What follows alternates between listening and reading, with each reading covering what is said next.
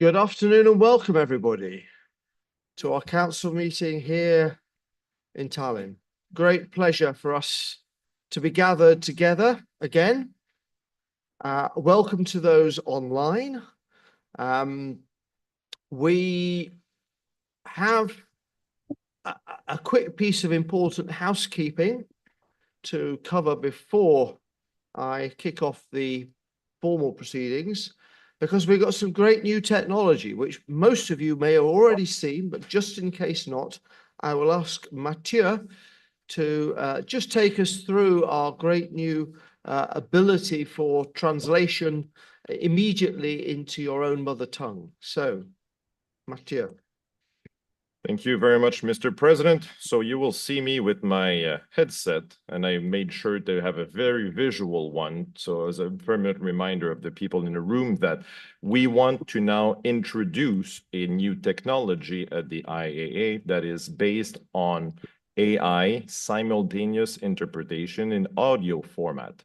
And the intent of this is to be able to allow participants across the world to communicate in their own native language, and for other participants to hear it in their own native language. And I'm speaking right now, I'm hearing myself in my ear in Spanish, which is a little weird, but that is the intent.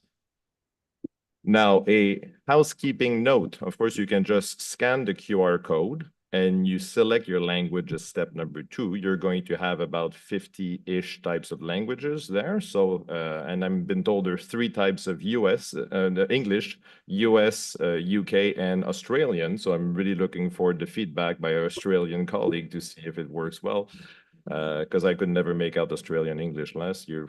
And please let us know. And always, it is an AI-based tool. It is the first time we intend to use it, so it will get better with time. That is the intent. And we have a little bit of delay when languages switch, and that's just normal. Think about, it's in your ear, but think about having the translator sitting right beside you. Sometimes it takes a few seconds. And a translator, when you are done with your intervention, you take a pause of a few seconds for the person or the machine to be able to finish the last sentence. So that is how it works. We don't think there's ever going to be a reduction of the slight lag just because of the way it works. But please give us feedback. Please use it. Do not hesitate.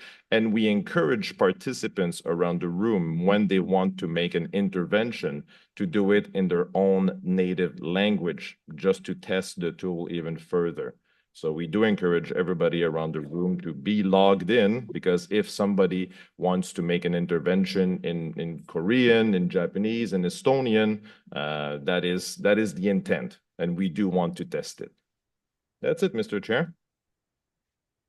Thank you very much. I'm sure you will agree, exciting times for us as we try out new technology, allowing us to reach out even better to our fellow actuaries around the world, and not just in meetings like this, where clearly we've got many nationalities represented, but we're also looking at wanting to introduce this. But can we make sure we keep our things on silent, or at least on headphones? But we also want to introduce this for committee meetings and to enable better participation of those people for whom it's not just that English might not be their native mother tongue, but they might not be so comfortable or understand things quite so quickly in a second language. And certainly, speaking as somebody who has very poor understanding of 1 or 2 languages, I can only applaud those of you around this table who are fluent in multiple languages. So this is something which I hope will allow us to ensure that we're all feeling a bit more equal and able to contribute in the same way. So for me, I think this is a great innovation that we're introducing. And I hope that's coming through on the headsets that you are using, You're in very whatever funny. language. You sound very funny. You're super suave in Spanish, man. Suave. Right, I have to become Spanish. Okay, so if we proceed to the meeting properly, firstly, just formal introductions from myself as president, the other officers, Micheline and Bezena on my left, and Mathieu on my right. It's great for us to be able to welcome you here today, and great to see so many of you around the table and on the rows behind. I have a pleasant duty to start our proceedings, to wish happy anniversary to the Conference of Consulting Actuaries, who are 75 years old. So congratulations to them. We did wish Estonia a happy 25th anniversary back in Seoul. And of course, we've spent some of our time of our meetings here in Tallinn, celebrating with them their 25th anniversary. So congratulations to those associations for their milestone achievements. Some basic housekeeping before we move on. Due to the numbers in this room, we will not do a roll call of participants. Please, for the virtual participants, ensure you've got your Zoom name modified to country followed by your first name. Only one delegate per FMA stroke section is allowed to participate as a council member. All virtual participants are automatically muted, and sharing features are disabled, except for the live feed that we got here in Tallinn. And if you want to raise your hand, use the raise hand feature, and we will allow you to make a contribution. For obvious time constraints, we will, if necessary, limit contributions, but hopefully that will not be necessary. Just to remind us all about the voting procedures, every motion at council is unchangeable. You can't change a motion that is there. We will ask for each motion to be for a mover and a seconder. Again, you may use the raise hand feature to achieve this. We will then have discussion using, for those who are online, the raise hand feature. And for each motion, when we get to a vote, we will allow members in the room to raise hands, and virtual delegates will have 1 minute to cast their vote. I'm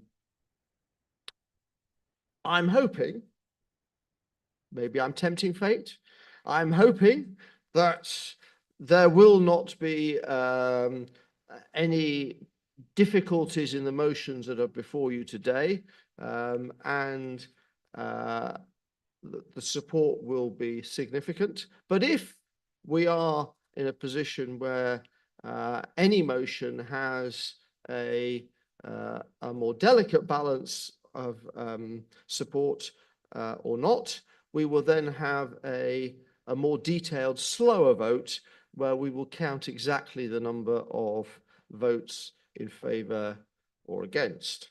So that's how our practical voting procedure goes. You can use the chat feature to send questions to myself as chair. Mathieu will be monitoring that and letting me know, and his team behind him, if there are questions that I need to be made aware of. We also have this being broadcast live on YouTube, and for those of you who want to relive this great experience, you can go and watch it again on our YouTube channel, including activating the language using captions of your choice. So you can watch it in English and then watch it in French and then in German and however many languages you wish to see the voices translated. And hopefully it will be equally clear what is being said. Just to let you know, the voting rights present here in the room, we have 68% either here physically or represented virtually. We've got proxies for Mexico, Switzerland, and 2 of the sections, and also ballots from 7 other associations or sections. So we are easily quorate for any of the motions that we need to vote on later in this meeting. So the first step is to approve the agenda that we have for today, which is summarized here and is in the papers that were sent to you at 30 days and 15 days. So I don't think I need to go through that now. It follows very much the standard format that we've established for some time. I'll take us straight to approving the agenda, and I'll ask for somebody to move and to second the agenda, please. Gabor. Okay, great. Thank you very much.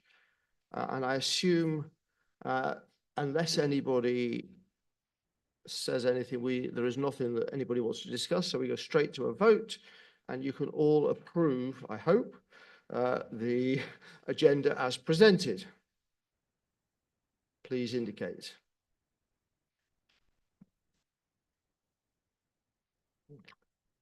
Excellent. I think we could take that as easily passed. And online as well. And online as well. Thank you. So that takes us on to our next motion. Do you need to get rid of that first? Thank you. Why is that not working? Oh, I've gone too far now. Right. Previous council minutes. Again, please could I have a mover and a seconder that we approve the previous council minutes? Yeah, Harry. Harry. And it's Brazil. Okay, thank you. So now I'm happy to take any comments or discussion that anybody wants to raise. Gabor, floor is yours. Yes, thank you, Charles.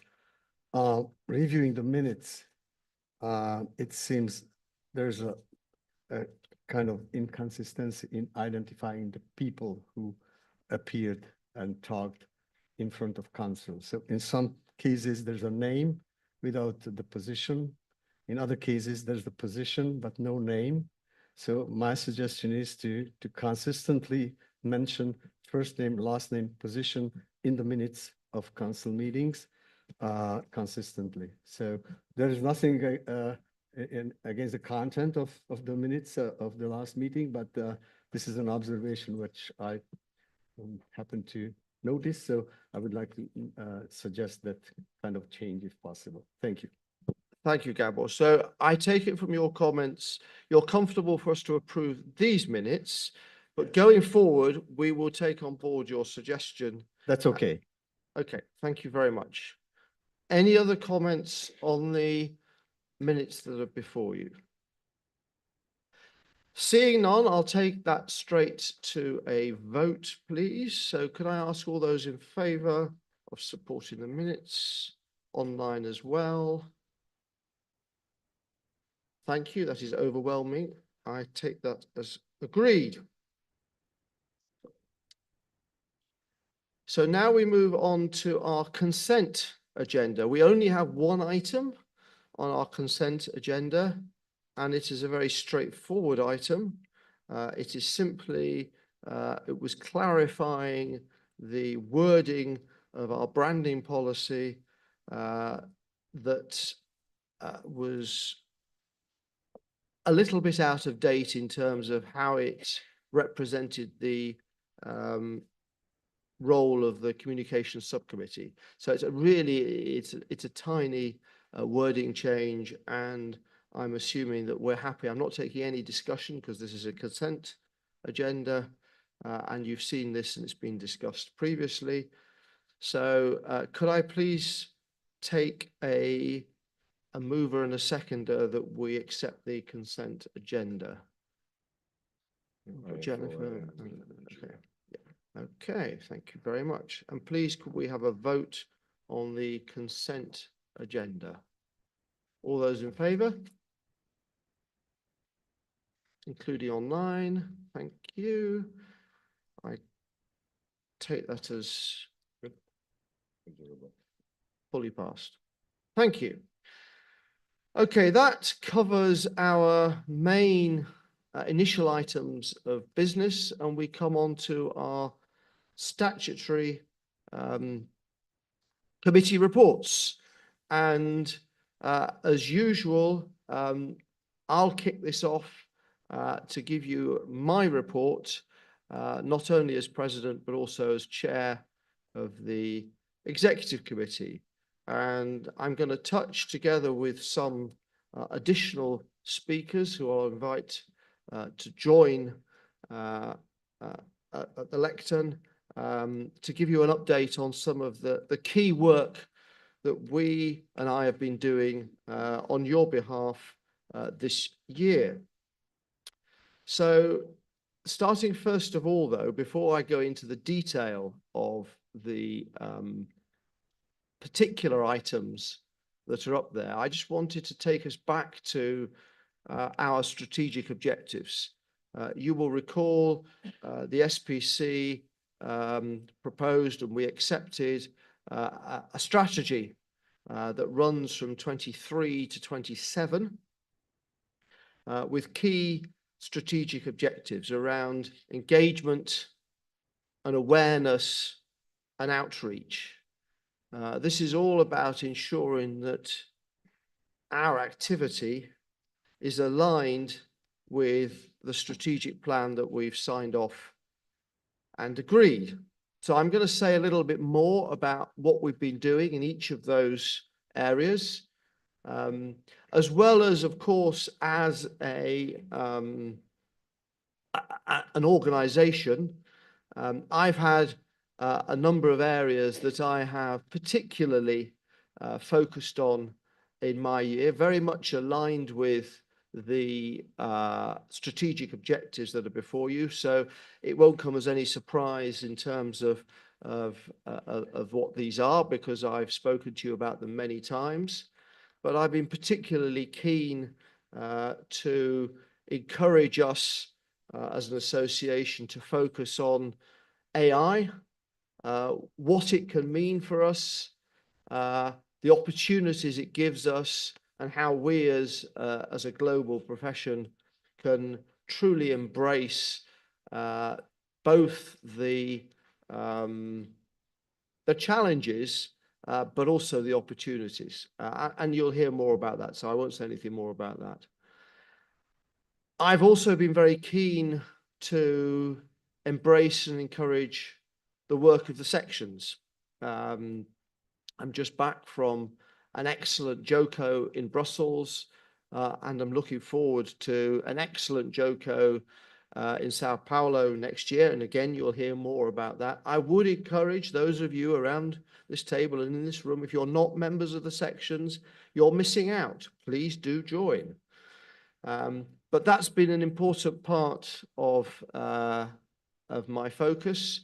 And those of you who were at SPC yesterday heard about some exciting plans that I've been engaging with the sections on, and going to be working together with SPC next year to see if we can really invigorate the work of the sections. So that's been a second key focus of mine.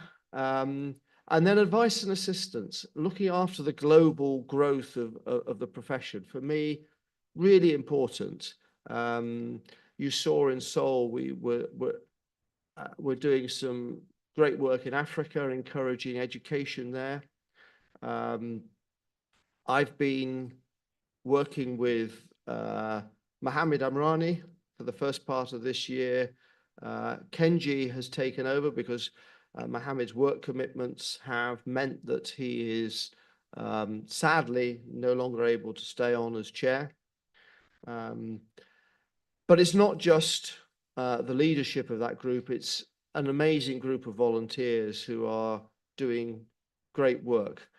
We have tried to improve the focus of that work, the priorities that we're looking at. And again, I mentioned a little bit about this at the town hall. So I won't repeat myself, but for me, that continues to be a really important part of the work of the IAA. And again, as I mentioned in the SPC yesterday, we're looking at how we can be more efficient and effective in those areas. So those have been my priorities. Just taking each of these strategic objectives in turn, I just wanted to say a little bit more about each of them. So the first one is about member engagement and how we can engage our members, our FMA members, as well as our individual members and our volunteers. We as officers, and I in particular, have spent quite a lot of time engaging with individual associations. I've tried to respond positively to all of the invitations I've received. Inevitably, that has meant managing travel, but also I have tried where possible to deliver virtual engagements. Never quite as good, but I'm now up to about 10 virtual meetings. And in line with our sort of informal officers agreement, I try to restrict most of my travel to Europe, and the other officers who are in the other parts of the world focus on their areas in particular. So we do try to limit our carbon footprint as well. You've already seen some of the exciting new technology that we're introducing to improve member engagement. I've spoken already about advice and assistance. We saw in the town hall an excellent presentation, I thought, from Kirsten on DEI and diversity. I'm really interested to help us to respond to and be more adaptable to change, and diversity of mindset, being willing and open to other views, other opinions, for me is incredibly important as we look to potentially some of the biggest changes our profession has seen. So you'll hear a little bit more about diversity, but it's an area I'm particularly keen on. And we've started introducing this year tracking of volunteer engagement on committees. You may have seen this at the bottom of committee meetings. We're getting a little bit more keen to ensure that everybody understands how much engagement we're getting, so that we can gauge the success of those meetings and the success of and the engagement of our volunteers. And also for those of you FMAs who want us to help you understand which of your volunteers are really engaged in the work of the committees, we'll be able to answer those sorts of questions more easily. So for me, it's important that we have a good understanding of which of our committees are working well and really engaging our volunteers. So we've introduced that small change this year. So that's engagement. If we move on to awareness, this is all about how we can grow as a global profession, how the IAA can improve its awareness within the global actuarial profession. If we go out, I loved the video that we had from the Estonians, and for me, actuaries are fruits now, but those of you who missed it, you'll have to go back and watch it. But even within the population of actuaries, the work that's done at the IAA isn't as known as much as it should be. For me, one of the great things about the AI initiative that we had and the summit that we held in Singapore was we actually reached out to a whole new generation of volunteers who became really engaged in the work of the IA, and that was really exciting. Again, I won't talk any more about that now. You'll hear a bit more later. But we are looking at more efforts, and again, I think the sections are an important way for us to reach out to the global population of actuaries. But as well, we spent a lot of time and effort around professionalism and education, a couple of particular challenges around our syllabus and CPD requirements. Again, we touched on some of that at the town hall. And the work of the Future Actuary Task Force, I would applaud, and Jill is here in the room. Many thanks, Jill, for the work that you've done, trying to get us to think about the actuary of the future and to produce material that can help associations promote what actuaries can and are able to do to add to not only to the well-being of society, which is a core objective of the IAA, but simply to be relevant, simply to attract new people from schools and universities to consider our profession as a great one to join. So I applaud the work that they've been doing, and I recommend it to you, and you'll see more of that coming through. And then the third key area around outreach. This is about our being the voice of the actuarial profession externally. And again, we'll cover some of the excellent work that our great team of volunteers have been doing with the supranationals. We've done some great work in the area of climate, and you'll hear a bit more about that. We're setting up a new committee to emphasize the importance that we place on it. The pandemics task force has done excellent work. And also we are going to be rolling out an improved website and member engagement tools, which was mentioned at the town hall, and that will be coming in early next year, which will, I am sure, help people engage with us much better. So lots of proactive work going on. And if I look at the, just as an example, the work that's been done in the AI task force, that's going to enable us again to really take out some important external messages. So briefly going through the activities with supranationals. I'm not going to read out every point that's on this slide. IAIS is a really important stakeholder for us, and we take every opportunity to engage with them on a regular basis. I've got a virtual meeting with them in just a week's time, and it's really important that we engage with this organization that is critical to the work of so many actuaries around the world.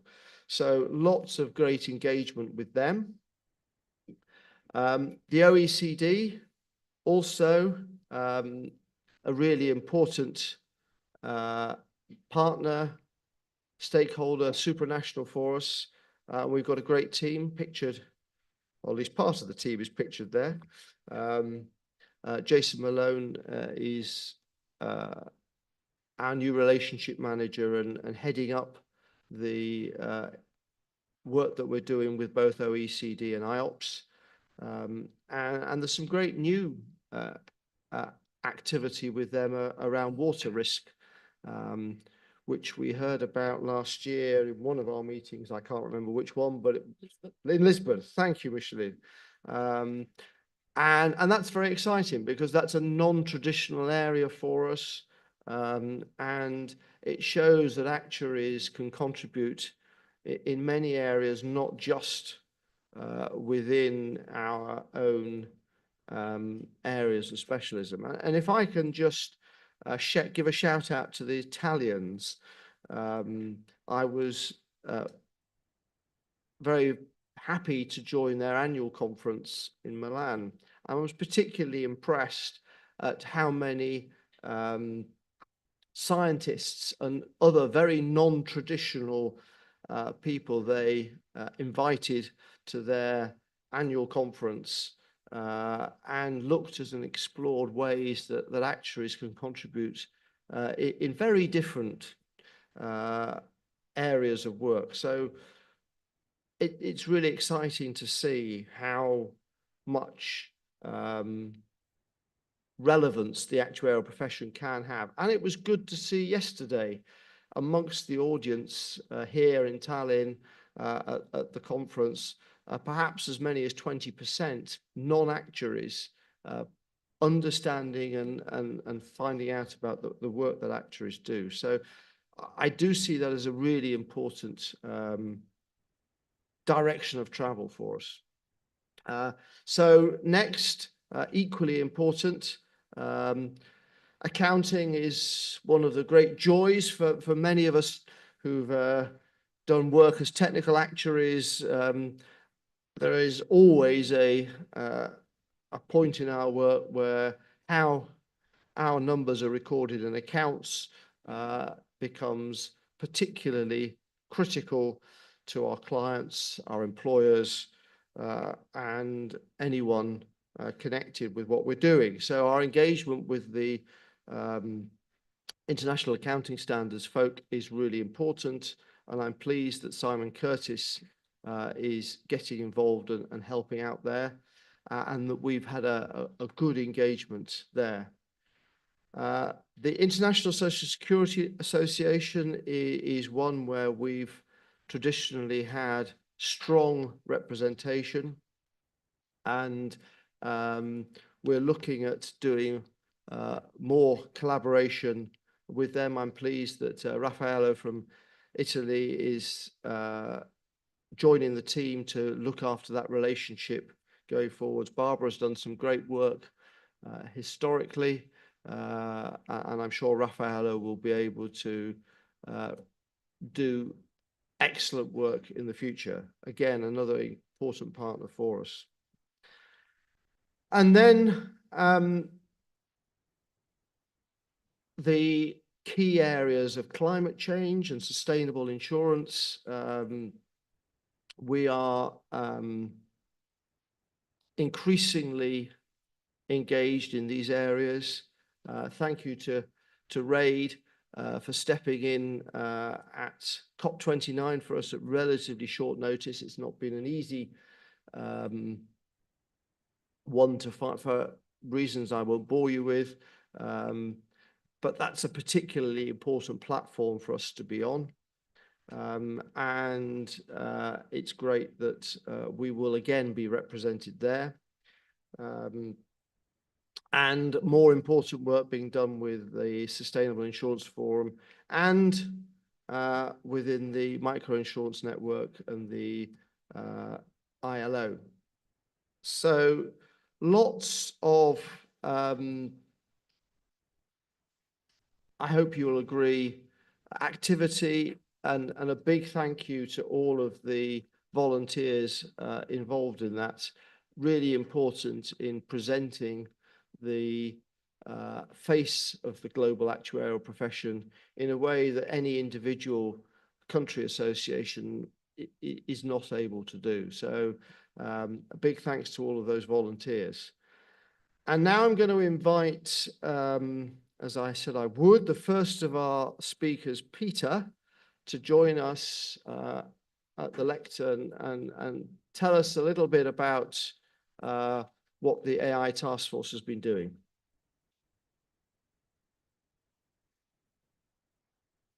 The slide you've got in front of you sets out the original 18 or so deliverables that the AI task force initially set up for itself. And I will show you a little bit later where we have got to in terms of the progress on each of these deliverables. This slide can be found on the IAA website, but it does require a little bit of navigation to get there if you follow the AI task force part of the website. Now let's hope I pressed the right button. I did. So just in summary, the AI task force consists of over 100 volunteers. And I want to specifically thank the volunteers. I want to thank the FMAs who put up volunteers, particularly the larger FMAs who have put up often more than one volunteer in each of the work streams. Each of the work streams has between 15 and 25 people working in it. And the 5 work streams you can see on the list there. The little colored blocks kind of give you a sense of where we're at here at Q3 of 2024 with a task force that was targeted to complete by the end of 2024. Governance, professionalism, education are working pretty well, and you will see on the next slide the status of some of the deliverables that those work streams have produced. The changing role of Actuary has got some big deliverables, and as a result, they're probably running a little bit behind where we would have hoped they would be. But I think there's also an element of needing to make sure that we limit the duplication. And what we've done deliberately is not to place format or process over each of the work streams, but allow them to get content in place. So that's been our focus. And we will then have to bring the content into a format that is consistent with IAA standards. And innovation is progressing well, but they are dependent on the others because they need the others for content. So 2024, I think we are making good progress, and I think we will complete because of the pressure that I, as the steering committee chair, are trying to keep on the chairs of the 5 work streams, and the work stream chairs are placing on their team members. I think we are going to get a lot of these deliverables, at least in a usable form, for putting it into through the IAA processes by the end of the year. The intention is to have not too much spillover, but I do believe there will be spillover from 2024 into 2025 of these initial deliverables. But I think the key question is, what do we do next once we have got these deliverables out? Because we need to turn this from a task force into business as usual. And how do we integrate the learning that we've got through these work streams, the tools that we're developing, the guidances, and I use the word very loosely so that nobody gets too tense about the word guidance. It is direction, it is to aid and assist actuaries in applying AI in their work. And we're going to have to consolidate those deliverables into 2025. And the innovation work streams work will almost certainly continue well into 2025, because that will then be where we start to present that which we have produced in the other work streams out to a wider audience. And the most important one, probably ultimately, because it is in that goal of the IAA, and Charles has talked about it earlier, is how do we get this out to our stakeholders? How do we get this out to supranationals? How do we make the outside world know what we as actuaries can aid and deliver in the AI space for people? So that is really where we're going to be going in 2025. I do believe that the task force will morph, and we will need to bring to council probably some adjustments in the statement of intent. But I do believe that this is a valuable work, and I'm very pleased at the progress we've made. It felt like we were spinning our wheels a little bit at first. But I think what I'm seeing now, and as I move on to the next slide, here are some of the deliverables that are being produced. I'm not going to go through each of these items on the work stream, on this slide rather, but to highlight the fact that nearly all of these work streams are producing work product that is already in draft stage in most cases, and in some places fairly close to being able to be exposed to a wider audience than just the AI task force. But probably what I believe is one of the most important pieces is what is the innovation work stream doing? And they are providing marketing. Their goal is to market what the rest of the work stream are producing. They're looking at doing competitions. These will be public competitions, but with an actuarial spin, so encouraging both actuaries and non-actuaries, things like hackathons, Kaggle competitions, and possibly even longer duration competitions, to encourage people to actually address problems using actuarial techniques and AI together. And lastly, to establish a forum to enable us to inform people around the profession, around our FMAs, around what actuaries are doing. And that is to create an online community that can actually utilize the resources, building on and following what other professions and other data analytics forums and things are doing. And once again, to encourage all of you, as we did, to take note of hashtag AI for actuaries.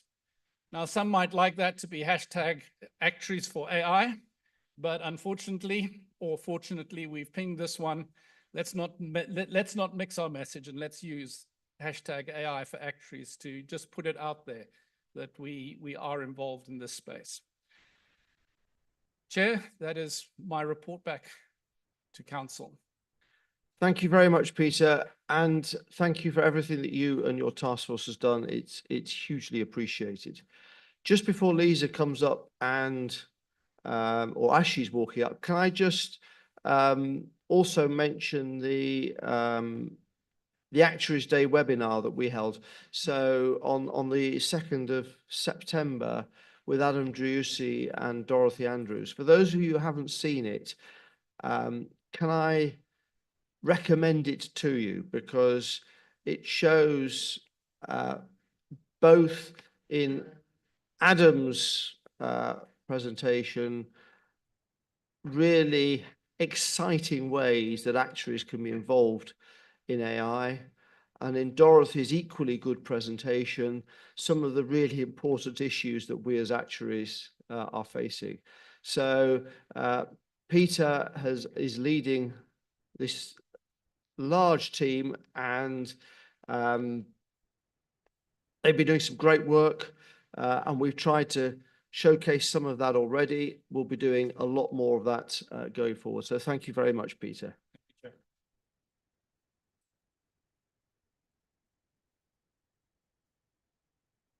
Thomas, you want to just... Que vous preniez des questions sur ce sujet. J'en profitais pour faire tester parce que vous m'entendiez en français, mais vous ne pouviez pas me traduire. Donc, voilà, c'est le moment de prendre l'oreillette. Et donc, je voulais insister sur la présentation qui a été faite pour dire qu'il est vraiment très important que les actuaires conservent leur identité lorsqu'ils abordent l'intelligence artificielle. Et donc, que les résultats que l'on utilise de l'intelligence artificielle soient bien testés avec l'ensemble du jugement d'experts, tel que Gabor l'exprimait, en gros la responsabilité professionnelle que l'on a, qui fait partie de notre identité, et que l'on puisse sans arrêt le rappeler, qu'on n'est pas un utilisateur quelconque de l'intelligence artificielle, mais qu'on le fait en incorporant tout ce qui est notre identité, et notamment la manière dont on peut attester des résultats de cette intelligence artificielle. Et donc, c'est quelque chose d'important pour ne pas être rangé uniquement au rang de machine, de pouvoir l'incorporer et dans le discours le répéter fondamentalement de ce qui fait notre identité et qui est ce jugement professionnel. Thank you very much, Thomas. First of all, for challenging us to be using our wordly translating apps. I caught some of that. My French is comme ça, comme ça. But thank you very much, Thomas. And I think the basic answer is yes.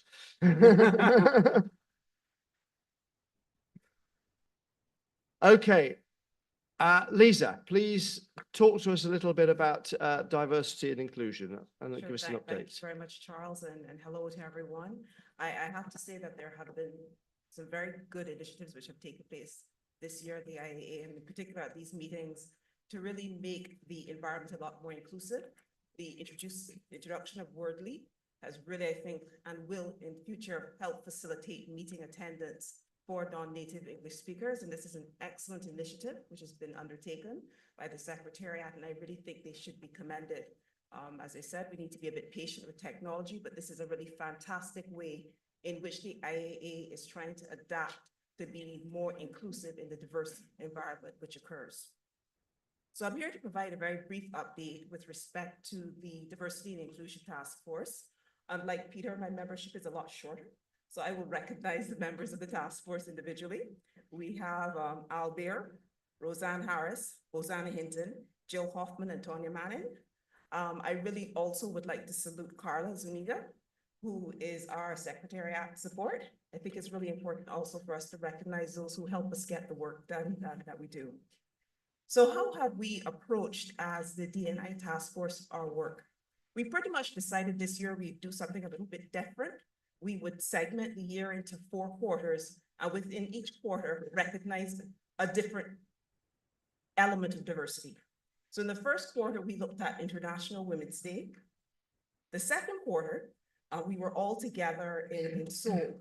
So what we did is we recognized the World Day for Cultural Diversity, for Dialogue and Development, which I think is the first time we've recognized this particular day.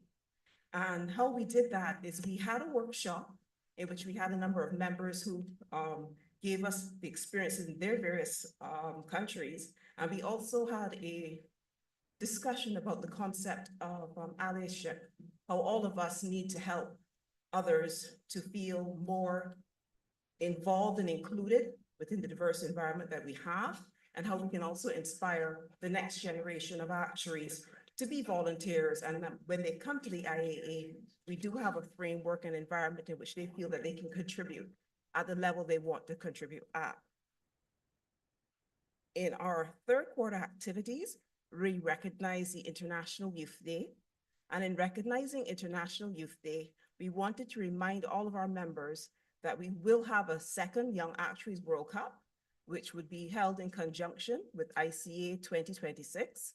The official launch will be coming shortly, but we really would like you to start getting your younger members excited about it, let them know that it's coming, so that when the formal information comes out about the competition, people will be ready to sign up on time and start having some ideas flowing from early.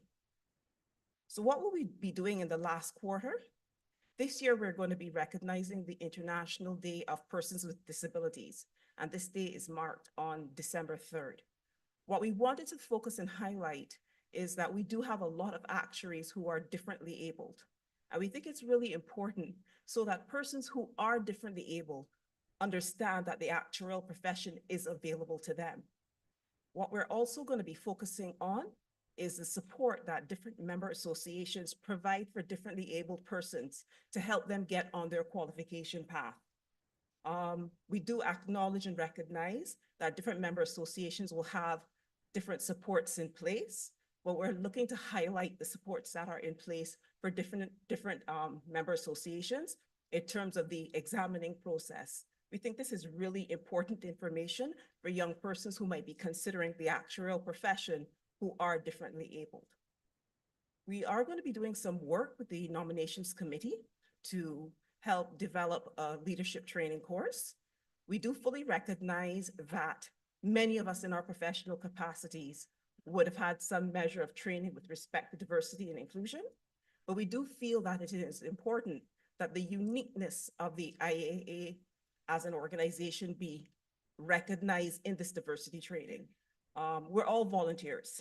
And as a volunteer, your interaction with an association or organization is going to be different, very different from that of an employee. So we think it's important that we understand the need for consensus building and stressing the nature of what we're dealing with as a volunteer organization, and to help those persons who may need some more help about being a bit more sensitive in terms of engaging with persons from different cultural backgrounds. We also will be looking to have some more seminars on different topics in Q1. And we can all agree that the presentation at the town hall that Kirsten did with Marika's support at Charles's urging was a really interesting one. Thinking through different perspectives in terms of how we relate to each other in diverse environments, and also recognizing that we're a fast changing profession. The introduction of AI is going to make a lot of differences in how we work. And we really do need to be more open and receptive to different concepts. And by having diversity of thought, and as Charles very well put it, diversity of mindset is very critical for us, a very critical skill for us as actuaries. And for many of us who are leading our firms or are leading our member associations, it is even more important that we have the ability to change and adapt to the world as it is now. So the last big activity that we're going to be looking at within the task force is we're going to be having an examination of our mandate and structure, determining whether or not our mandate is still in keeping with what the needs of the IAA are with respect to diversity and inclusion, and having a look as to see how we may or may not better reform the composition of the group doing work on diversity and inclusion. As you would know through the whole renewal exercise, task forces are time limited. So we're just having a look as to what we are to ensure that we can comply with the IAA structures as they currently exist. Within doing our review, though, we will be taking into account the membership survey that we had sent out in January this year, which pretty much highlighted what different member associations are looking for us from diversity and inclusion exercises and initiatives, as well as what they're looking for in terms of how we develop and share that content. Thank you very much.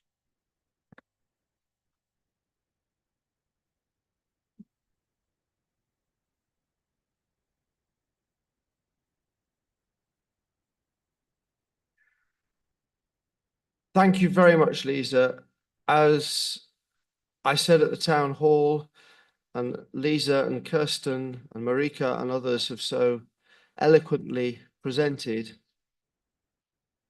diversity is so important for all of us. We are in a potential time of change like our profession hasn't seen before, and we need to be open to the possibility of change, to new ideas, to new opinions, to new and different ways of doing things. So I encourage all of us to embrace the widest possible definition of diversity within your own training and development. We all complete CPD within your own organizations and associations, and encourage too within your own employers. I know there is a lot of focus on diversity in many associations and employers, but I still think we can do more. So please, can I encourage that? But also a big thank you to Lisa and our task force for all the work that they've been doing. So thank you for that. Abe. Thank you, Charles, and congratulations, Lisa, and all the task force. As you said, there's still a lot to do in each organization and within the IAA. And I would like to highlight the discussion we had about including younger actuaries on the works of the IAA yesterday on the SPC. Just that these initiatives, let them not only be good intentions, but let's make them happen. No, thank you very much, Abe. I very much support that. I think, and the AI task force has shown the new thinking that the next generation of actuaries can bring to us. And the more that we can embrace them and use them within the work of the IAA, as well as, of course, your own associations, the more adaptable we will be to the new technologies that we're facing. So thank you, Lisa. Thank you to the diversity team. It takes us on to a next item, which we're not going to have a presentation on today. But again, it continues to be a really important focus for our activities as an international association. Everything to do with climate and sustainability and how actuaries can help make a difference in the world. In Seoul, we had a thank you to the work of the Climate Risk Task Force, which did so much good work in significantly improving the profile of our work as actuaries in this field. And the engagement that we've had with all of you has confirmed that you see this going forward as a really important part of the role of the IAA. So as part of that, we are introducing a new committee. We are elevating, if you like, the status of the Resource and Environment Forum, but we will be reconstituting it as well to give it formal committee status with a new leadership structure within the IAA. So the motion that's before you, which I hope you've had a good chance to consider and debate within your own associations, is that we should establish a new climate and sustainability committee with its terms of reference as presented in your papers. So that's the motion that's before you. Could I please have a mover and seconder of that motion? Gabor and Thomas. Thank you. So I'm very happy to give some time for discussion if anybody wishes to comment or raise any questions on either the creation of this committee or what it's going to be doing and focused on, or any other related matter to it, of course. And we have discussed this quite at length. Jennifer, go. It's not really debate. I support what's all written here, but maybe some reinforcement or encouragement that as broad as the topics that are going to come up and as appealing as they're going to be for actuaries, the need to stay focused is really important. And also the need to not duplicate what FMAs are already doing in order to be efficient with our resources. No, thank you. Both very important comments, and we will definitely take note of those. Thank you. If there are no other comments, I will move to, Thomas.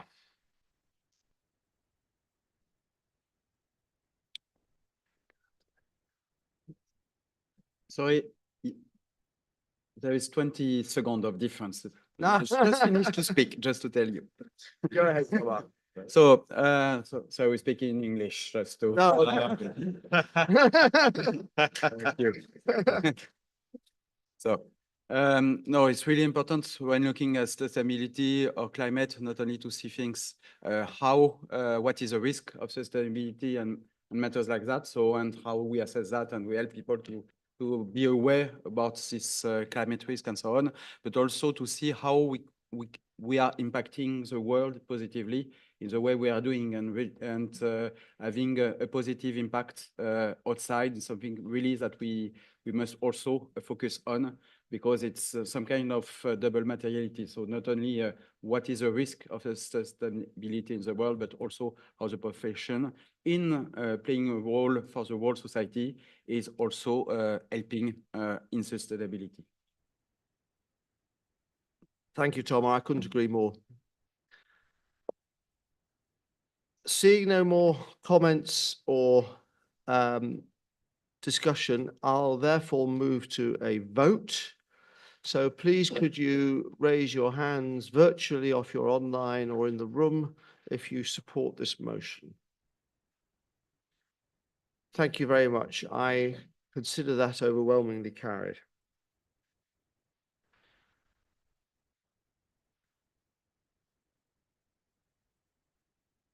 So the next steps will be very shortly after this meeting here. We will have a communication to all FMAs, to all of you, to populate this committee.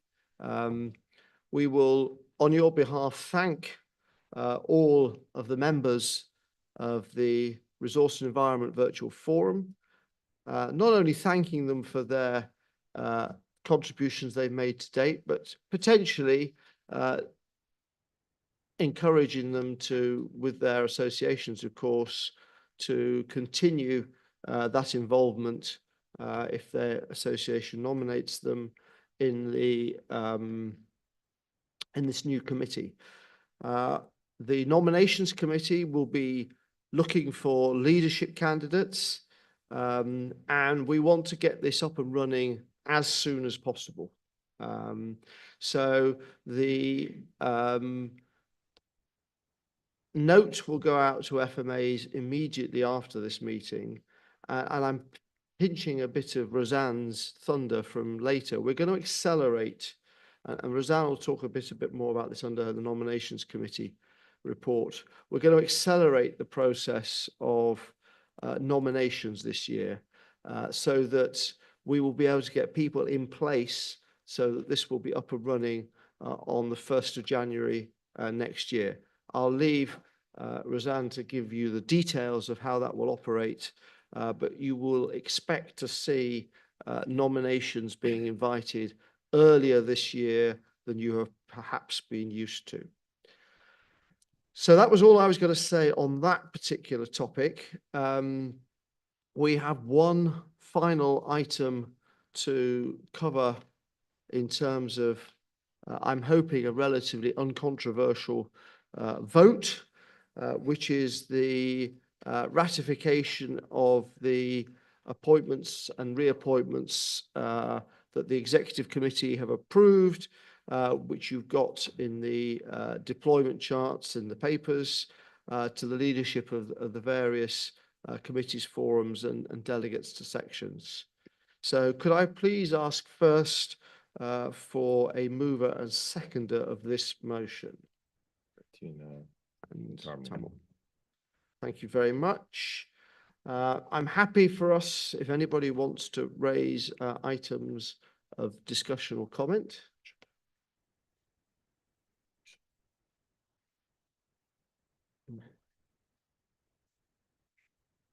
Yes, thank you, Matteo. It's just reminded me that the papers in front of you refer to the old leadership of the REVF, which is a timing issue in the way that we had to distribute these things. So please don't be confused by that.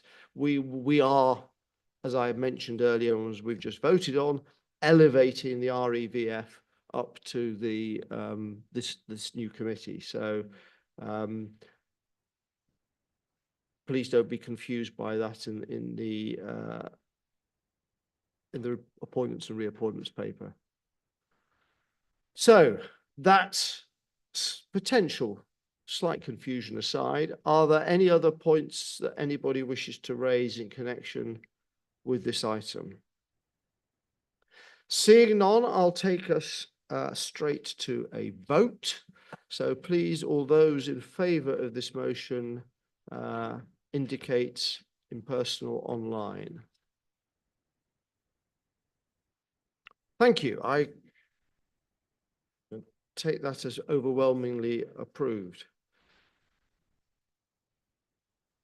So once that goes, we can go on to the next slide. So I'm happy to take questions more generally on everything that I've covered. You've had specific presentations. I mentioned a number of areas of activity and initiatives earlier on. I'm happy to take questions on any of those, or indeed anything that's come up at the town hall, or other matters that you wish to ask of me and of the EC. So this is your opportunity. You can always catch me after a beer, afterwards, or over a beer if you prefer. Or tea, afternoon tea, of course. It's been suggested I haven't introduced enough Anglicanisms in my in my time here. So, Abe, you're first. Thank you, Charles. Just about the nomination process. I mean, it relies on FMA sending sound candidates to occupy leadership positions. And there's there are a few candidates many times, or at least fewer than the nominations committee itself would like to have. So any comments on that from you, Charles, or from the nomination committee on how can we make that easier? How can we improve how can we help FMAs improve on that so that we can have more candidates and more diversity, etc.? So I think I've already said it, and I'm sure Rosanna is going to say it later. This is really important. We are always at in your hands, at your mercy, when it comes to the diversity that we can encourage in the work that we do at the IA. All I can do is say that we would like, as much as possible, please, diversity in the candidates that you suggest. And if that means you suggest more candidates than you might otherwise do so, then please do think about considering more candidates, because it may well be the case that you might have an excellent candidate for a committee, and we might consider that person is an excellent candidate, but actually, in terms of the diversity of the committee, somebody with a different skill set, mindset, might be more appropriate. And therefore, if you give us choices, it will actually give us the ability to appoint more diverse groups. And it may be that that would end up being not necessarily the most obvious person from your own association. So do consider perhaps giving a wider brief and a wider range of candidates when the call for nominations come out. And I'll let Rosanne say a little bit more on that later rather than now, because I know she's going to cover that within her presentation. But thank you, Abe. Was it Brendan I saw over there? I saw somebody poised to ask a question. I don't know whether I got that. No? Okay, well, if there are no further questions, we'll move on. And we are now moving on to a pleasant opportunity for me on your behalf to thank a large number of people who've done really important work for us. And I want to, in turn, and also for those of you not necessarily familiar with all of the people who are doing all of this work, I'm going to, in the next few slides, take you through the key members of our committees. Go to the podium for the pictures. Yes, Maybe over there. yes. So this has been your executive committee this year. And on your behalf, I'd particularly like to thank them. They are very busy and they've done some great work, often unseen and unrecognized, but the operation of the IAA would not proceed as smoothly as it did without their significant contribution. And as I mentioned earlier, we are tracking attendance at our meetings, and it has been very impressive how much effort people make to attend EC meetings this year, for which I have been very grateful.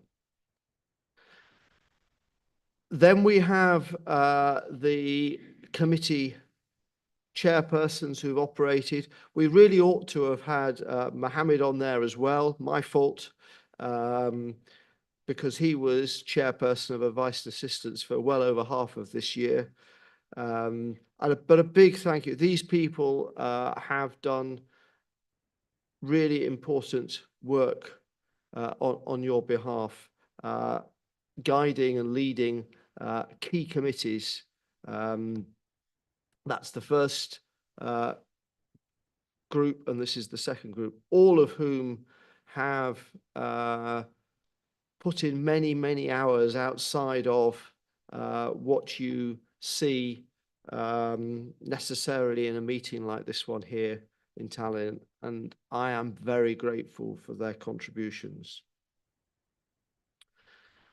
And then the forums, equally too, putting in significant time and effort, not always easy to encourage disparate groups of people with very different views and ideas and experiences from around the world to share activities and so on. And these individuals, these leaders of our forums have done some really great work in supporting the advancing of the knowledge of the actuarial profession. And linked to them too, the section chairs. Equally important that our sections have active and committed leaders who are encouraging actuaries around the world to share ideas, share expertise and share experience. And so much good work is done within the sections. So for all of those people, our section chairs, our forum leaders and our committee leaders, I'd like us all to give them a big thanks for all the work that they've done.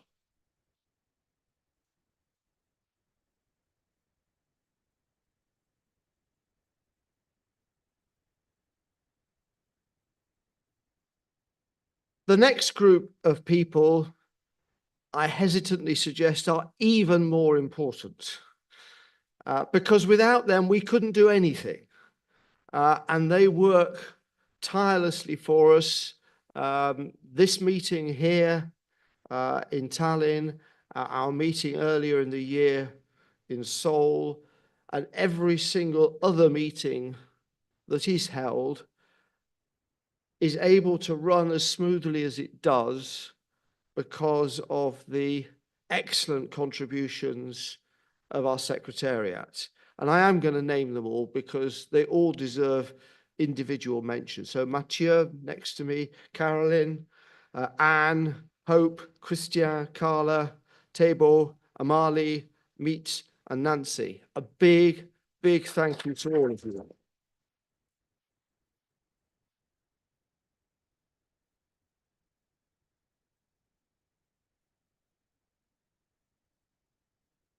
And particularly as we are all here in this room, to Anne and Christiane and Caroline for what you've been doing to make this meeting such a success. I am very grateful for your efforts, so thank you.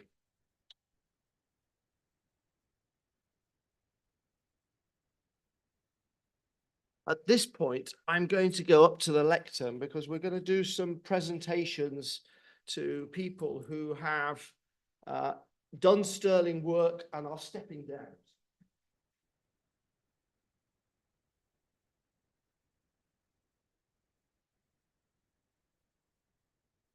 So I first of all wanted to give big thanks to the various people who are stepping down from leadership. So we have a number of people who have chaired committees, chaired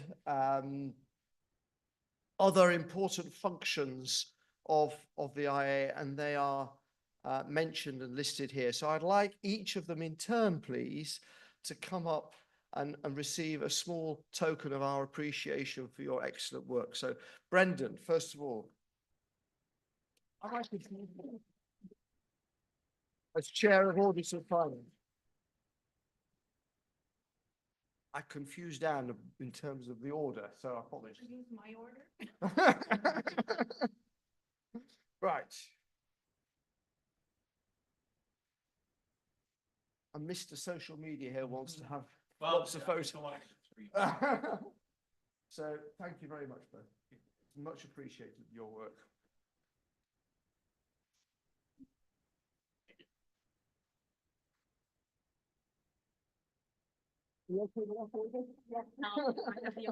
We are. So Barbara, thank you very much for all the work that you've done as chair of the Advanced Committee.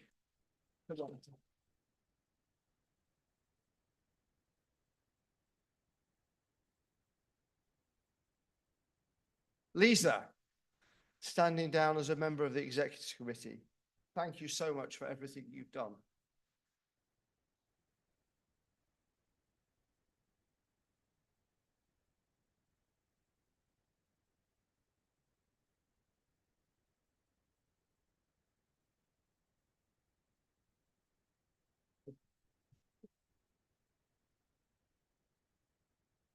Marika.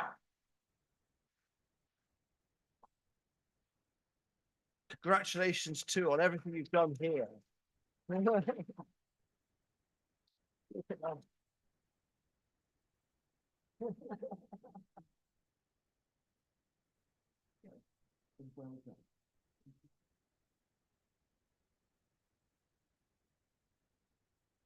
Jane, there's Jane.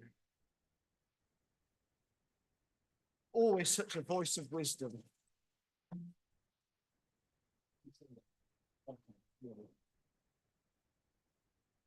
Margaret. Is Margaret here? Oh, it's a shame. We will say thank you to Margaret if we see her. Thank you to Margaret. And finally, Jason.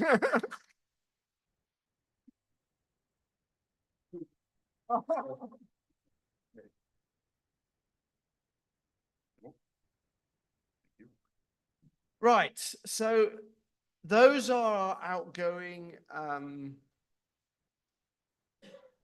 chairs and other key supporters. I have decided to introduce a new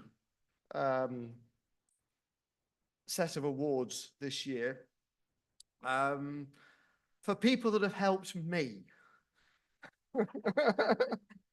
I wanted to say thank you to three people in particular. There are so many, I couldn't thank everybody in this room. And there are so many people for whom, without your help and assistance, everything that we've been able to do this year would not have been possible. I also wanted to give a thanks to people who've helped me not only this year, but over many years, because I've been volunteering for the IAA for more years than I care to remember. And I remember right in the early days getting particular help from a number of individuals. So I wanted to introduce, and I hope this is something that Bozena and future presidents will also consider doing, because saying thank you isn't difficult, and I think it's so important. Now, sadly, two of the people are not with us, and I couldn't invite them over just to give them an award. So I'll have to pass them on to their own associations to please pass on to them. But firstly, I wanted to recognize ESCO. ESCO has done huge work for us as a profession. And he's helped me immensely, particularly in the early days when I was on the pensions committee and doing a lot of work in the area of pensions. ESCO's wisdom and guidance, and also the opportunity to make music with ESCO on one or two occasions was great fun. And all of you who know ESCO know he doesn't take much excuse to get out his guitar. But he's not only helped me, but he's also done a huge amount for the actuarial profession and the IAA. So I wanted to recognize him with a particular award. So I've got one here, and I think I'm going to have to ask Barbara if she wouldn't mind passing this on to ESCO. So Wow. So this is a plaque from me as a thank you. But your CV is on behalf of ESCO, so thank you very much. Thank you.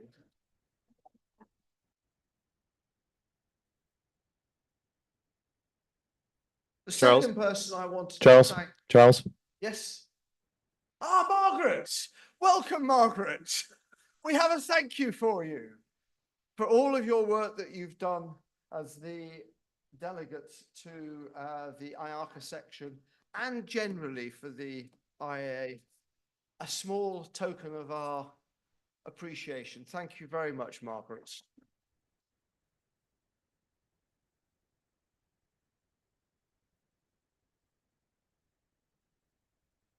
Thank you, and you're not getting rid of me quite that easily. Christy's going to want to take a picture. Thank you so much.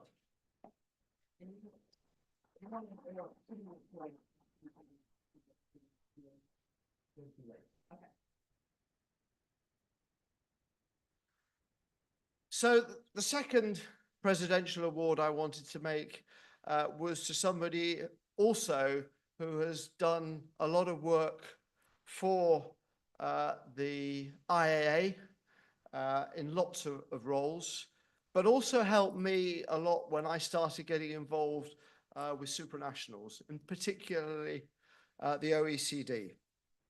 Christelle has done sterling work over many, many years.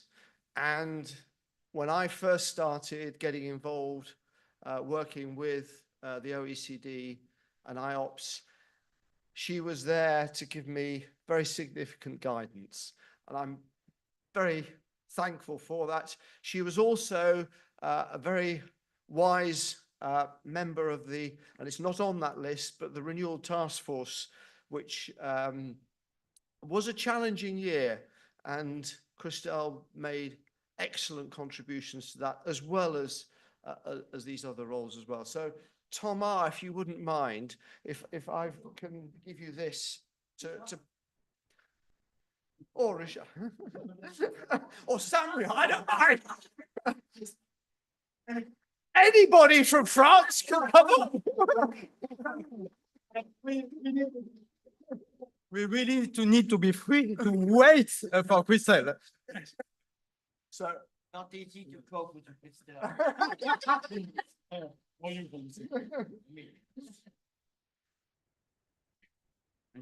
thank you very much. Thank you for.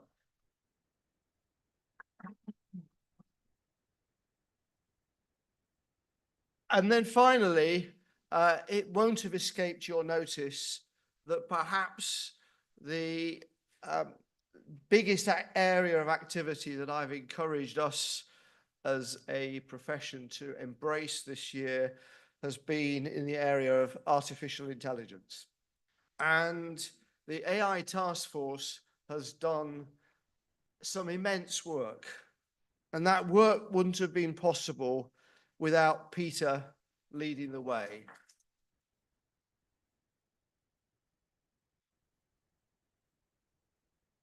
And you only need to look at that list to see how much Peter's contributed to the work of the IAA over many, many years. So a big thank you, Peter. Thank you so much.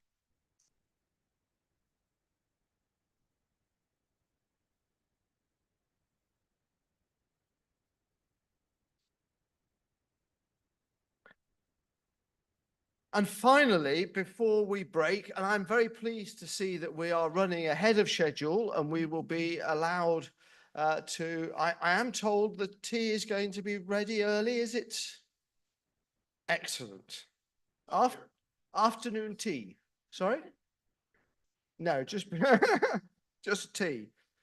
I also wrote out to associations early this year to encourage them to consider nominating someone for the highest award that the IAA can give.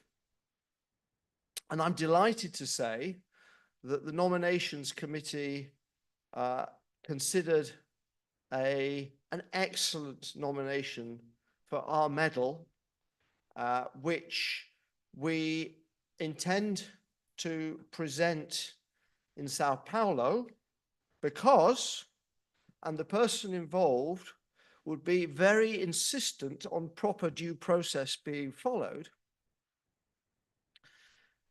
This person has done immense work for the global profession, and I'm delighted to say that the nominations committee is recommending Gabor for the IA medal.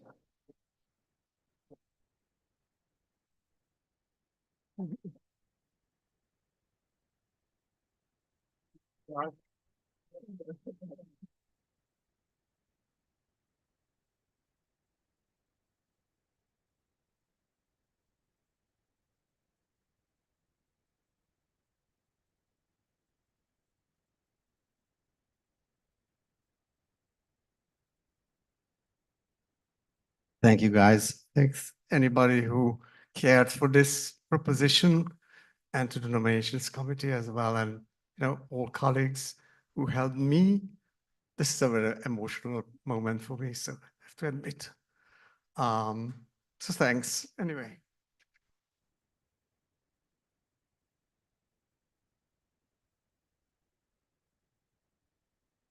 But Gabor, the council have got to vote on it first.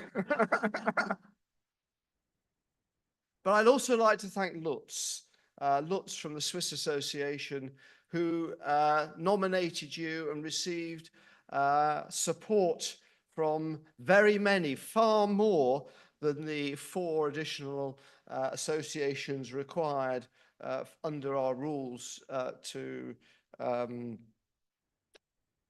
nominate somebody for the recipient of a medal. I think there were at least 17 and probably would have been more if we had reached out to you. So that's just testament to the recognition in which you're held, Gabor. So thank you very much. So on that very happy note, I'm happy to announce that we are breaking for afternoon tea, nice and early. And could we be back, please, at 3:45? Thank you.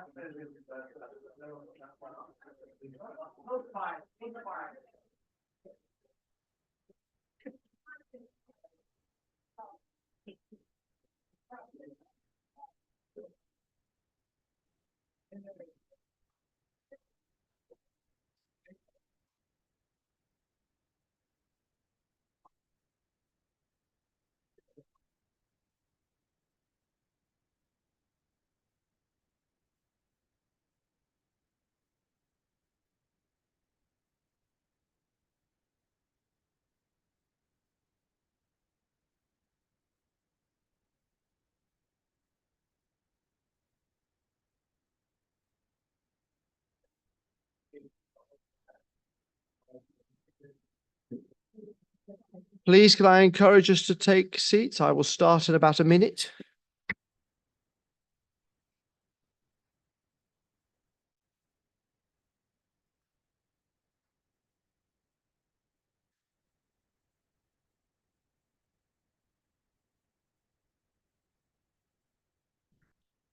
Right, welcome back. We will continue our meeting with the report from Micheline on the activity of the Strategic Planning Committee. So Micheline, the floor is yours. Thank you very much. Thank you, Charles. As you are starting to guess, if you're not following closely, there's been a lot of activity so far at the IAA, and we're just September, so still 3 more months to go. So and so far you've favorable voting for what we've done. And how does this happen? It happened with the help on other things of the Strategic Planning Committee. The Strategic Planning Committee is there to get the wisdom, the collective wisdom of its member and all the observer that comes in, and allow us to improve and also get some of your lights in terms of what's the future things that we want to look at. So if I'm looking at, okay. Okay. Whoops. Okay, so recollecting what we've talked about, and we had a number of meetings, and a fair bit of topics to talk about. First one to mention, of course, it's the AI task force, all the work there, and you can see from the report from Peter that how good this project is. Now, it's not all due to SPC, it's more due to Peter, of course, but having this thinking together was very worthwhile, and we had a few meetings where we talked about AI, just to make sure that we got all the things well in place and in accordance with also Charles' plans. We also had a fair bit of discussion on the climate risk action plan. This is something that we had started thinking a few years back, and then we had to figure out how we would move forward. This is a complex topic with so many ramifications with sustainability, climate, and others. So we looked at the roadmap and how to figure out, and you just voted on one of the major future step, which is the creation of the Climate and Sustainability Committee. And for that, again, thanks for all the ones that participated and help us come up with the terms of reference that you'd be comfortable with, and help us to move forward and with a dynamic committee working on this. So a lot of effort has been put to make sure that it was action-driven and therefore producing. And yes, we remember the idea that we should not duplicate what's been done by associations. This year was the year of the introduction of the Canadian incorporation. So as this was getting in place, we had a few discussions before it went into play, and then after that, following whether this was working. Uh, We had some report on the Advance and Assistance Committee and the regional development, and it showed some challenges. And this is also something that you're going to hear more as we're going to put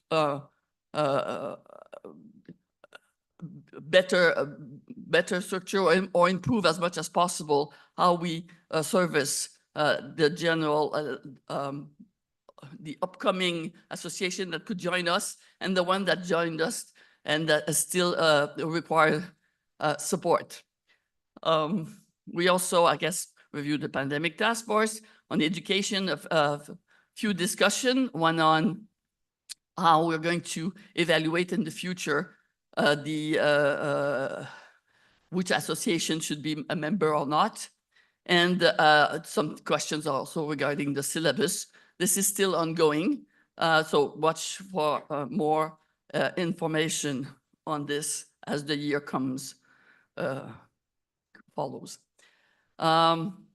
We had some horizon scanning and heard about the long-term health issues, why health would be an investment as opposed to an expense. It's a different focus, and received a lot of interest for that. We also had a presentation on cyber risk insurance and decided that this one, although it is important, it didn't receive as much support as the long-term health. We had reports like the risk register, where we look at the risk of in the IAA and the contribution of SPC to reduce that risk. And part of that contribution, as I said earlier, it's about better contact with the FMAs, and therefore making sure that we're all always aligned. And you're also going to, we had a report on the super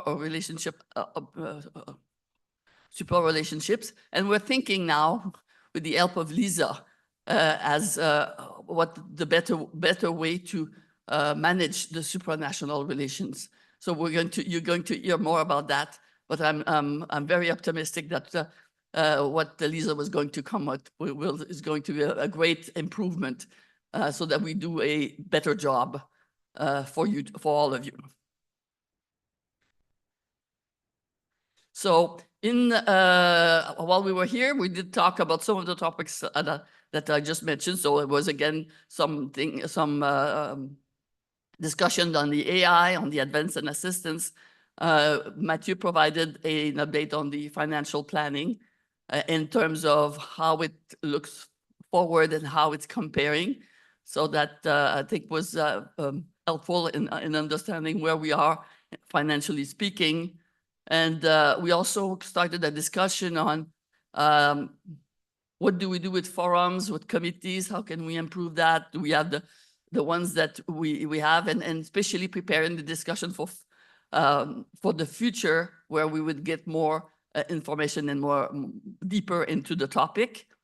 And it was also a piece on horizon scanning, and Abe already mentioned the recommendation from the group, which is get closer to the younger generation and get involved and to renew the profession. And what's definitively remaining for us is a year review and preparing for whatever the discussion we'll have next year. So thank you very much. Thank you for your support in making the IAA better. Thanks.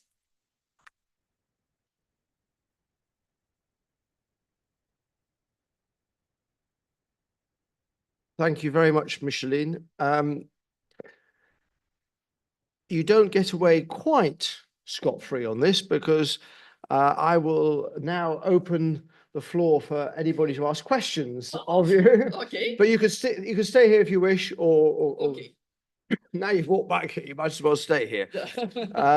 So the floor is open if anybody wants to ask a question of Micheline on the work of SPC, or the work that you would like the SPC to be doing. Now's your opportunity.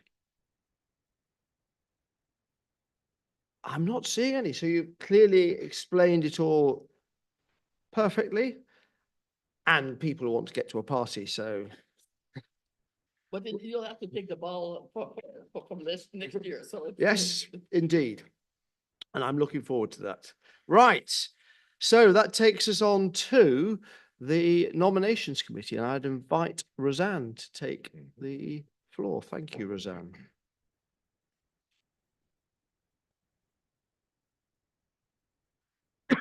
Great. Good afternoon, everyone, and well, whatever time to those online. Thank you very much. So I'm going to give a report on the work of the nominations committee. And first of all, just to note, sorry, our membership, and the nominations committee is one of those committees that is a statutory committee, which means that the people who are sitting on the committee are doing so in their individual capacity. And so one of my big thank yous, of course, is to the commitment of these individuals who have given their time to the work that I'm going to describe to you right now. So in terms of our process, and this has been mentioned a few times, that our starting point in the nominations committee is receiving the nominations from yourselves as the member associations. And so there's a bit of a circle here in terms of where those nominations come from. And then I will end up by making the appeal for you to be sending nominations through for next year to be considered. So the nominations are received after we send out the solicitation letter, which clarifies the vacancies, so the positions that we need to fill. And of course, those positions are across the various structures within the IAA.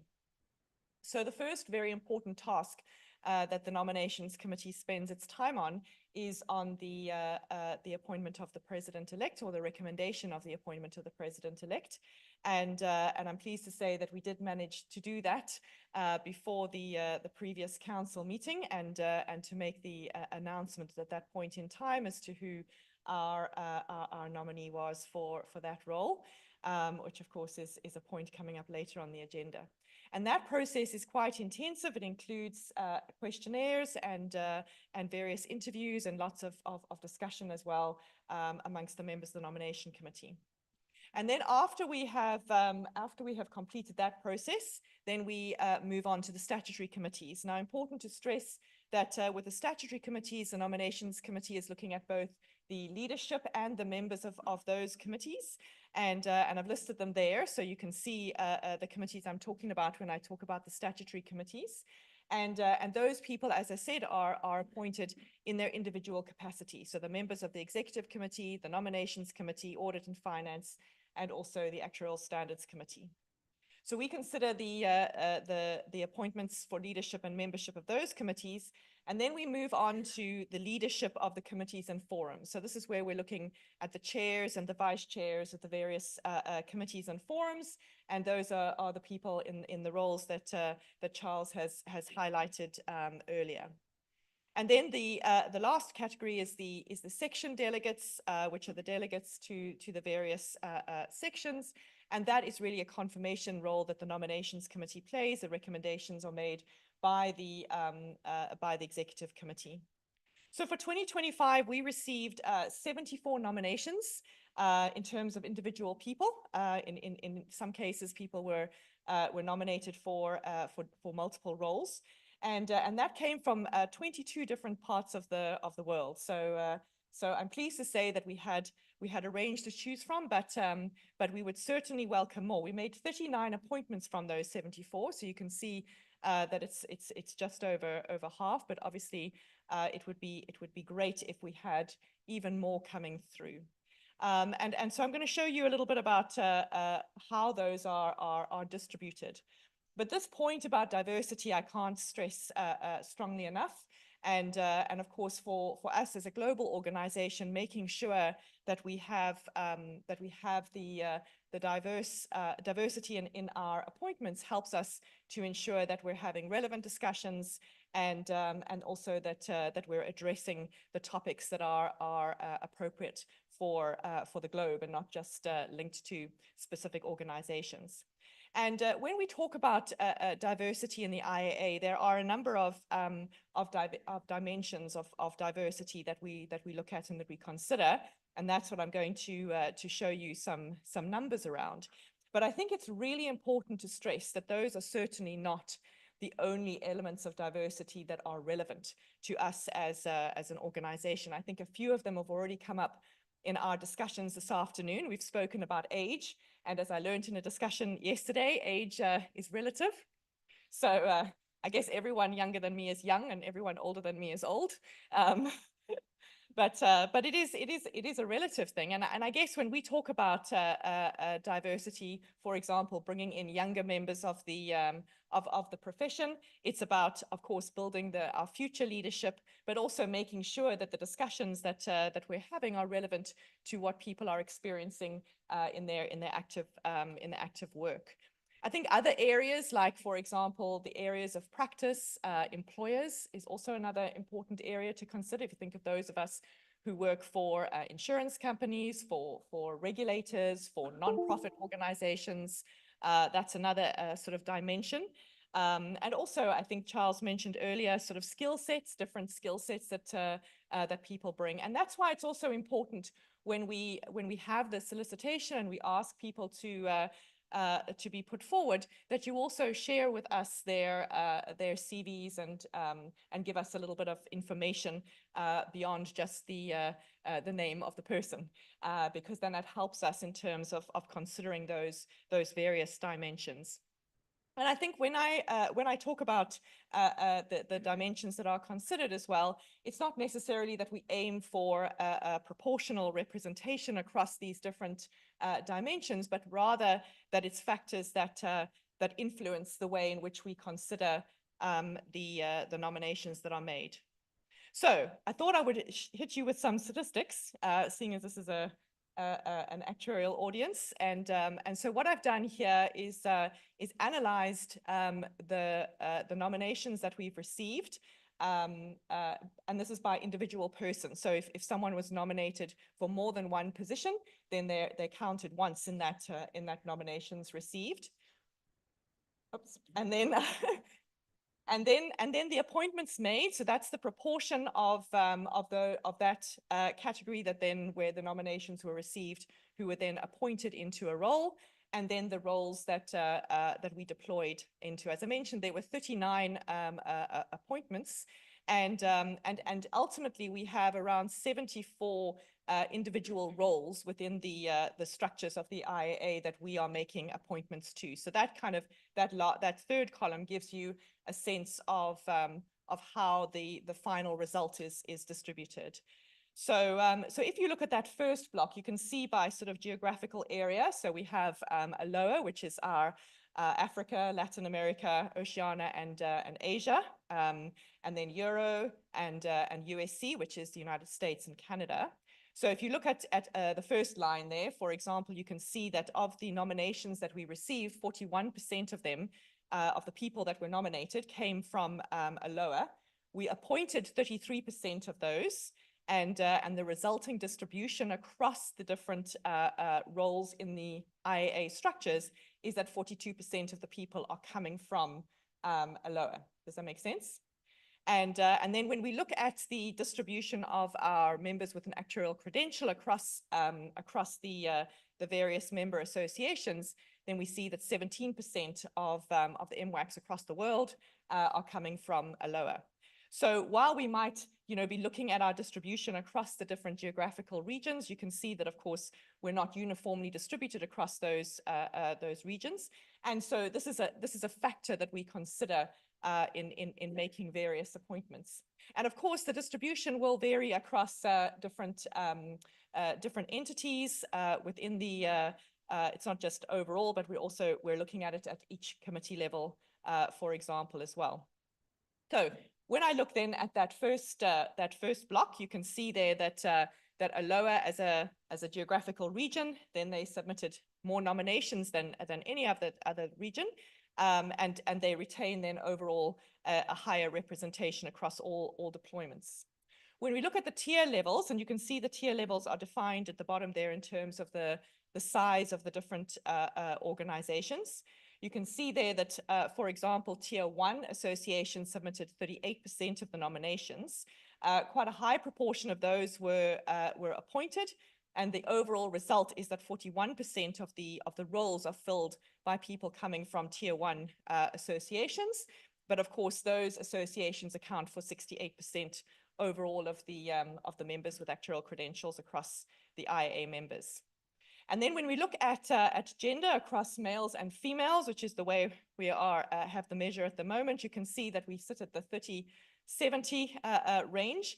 And this is a good example of where we are quite dependent on the nominations that we receive. So we still received 70% of the nominations were males, and we appointed slightly more females than males. And the result is that we sit at the still around the 70-30 range in terms of the roles deployed. And looking around the room, probably about similar in terms of our presence here. So that's a good example of where, you know, Abe, to your point earlier, increasing the numbers that we have to consider is how we will hopefully be able to perhaps shift the dial, but taking into account, of course, all those other dimensions. The one which I thought was really quite interesting is our language. So that's the native English speakers and non-native English speakers. That's the N and the NNE. And you can see that we had 64% of the nominations coming from were native English speakers. But based on the appointments made, the overall roles are filled by about 54% of the roles are native English speakers. So it's an area where we certainly are making some progress in achieving a balance. So I hope that gives you a sense of the challenge that we have. I mean, this is just 4 dimensions, but as I said, we really do consider quite carefully the range and the distribution of the appointments. So another area of work that we've been looking at in the nominations committee is also the process of sort of onboarding our leaders and volunteers. And certainly it seems that it would be helpful to be sharing with people the expectations and what is sort of expected and required of them in the roles that we're nominating them for, particularly as we are trying to encourage people from a broader spectrum of associations to be bringing people forward who may not have that depth of representation in their own association.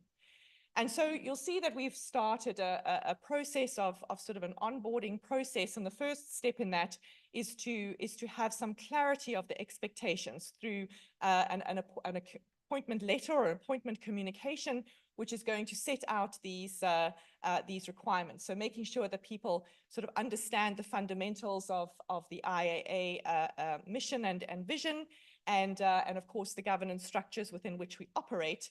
And then based on the entity where they will be working, then what the role and how that entity fits into the structures of the IAA.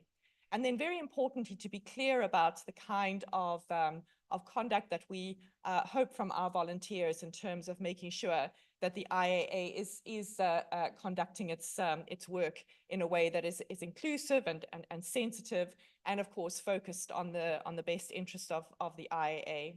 And then another important factor is, of course, making sure that people are aware of the support that's available, both within the structures of the IAA and, of course, from our secretariat, and what they can expect, the support that they can expect, and the resources that we have available.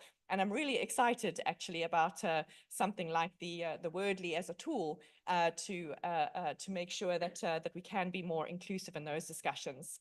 So that's an area of work that we have been looking at in the nominations committee, and that feeds into, as Lisa has highlighted, into a sort of more comprehensive onboarding process for our new leaders and volunteers. So we have an existing onboarding process where we share with the new volunteers the various structures of the IAA. But this is really looking to expand that. So being more clear about the leadership obligations, as I've highlighted through the letter, and then being more deliberate about how we equip our volunteers with the skill set and the reference points to conduct their meetings in a more inclusive way.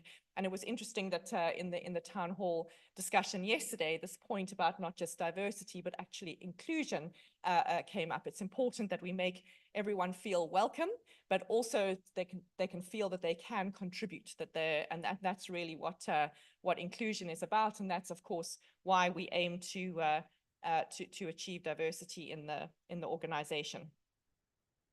So I guess all that remains then is for me to express my thanks, first of all, to the members of the nominations committee for all your inputs and efforts, and also your sort of rapid response rates to various things that were distributed sometimes at short notice, and also to the IAA leadership, to the officers, and also to the Secretariat for all your support in doing all of this work. And then to thank you, of course, as council for your support in terms of putting forward the volunteers, and to make the appeal for you to look out for our solicitation letter. As Charles has mentioned, really important to note that we're looking to bring this process a little bit earlier, not just for this year, but as a way forward. To try and get the nominations submitted by the end of November. So if you can ensure that your own process allows for consideration of your nominations during October and November, it will enable the work of the nominations committee to get started from the beginning of the year. And as you can see, there's a lot of work that needs to be done. And to pay attention on that solicitation letter as to where the roles and vacancies are, and to think quite carefully about who would be appropriate in terms of filling those roles. So we seem to have gone. Okay, perfect.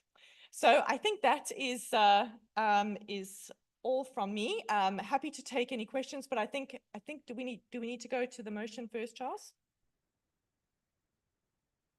I'm happy to allow a little bit of time if anybody's got, before we go to the motion, if anybody's got any questions of Roseanne on what she's just presented, because I hope you would agree that not only is it all very important, but I hope you've got a sense of the diligence with which the nominations committee has approached its work. So please do feel free to ask any questions of clarification or understanding. If there aren't any, we'll go straight to the motion, but I just want to give you that opportunity to. Okay, I don't see any, so I think, thank you very much, Roseanne, and thank you to the nominations committee for all of the work you do.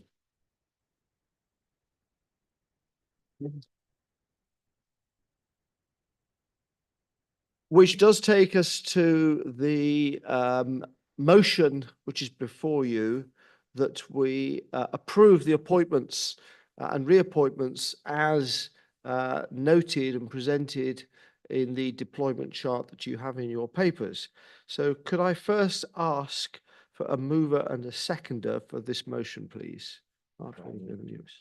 Yeah. Thank you very much.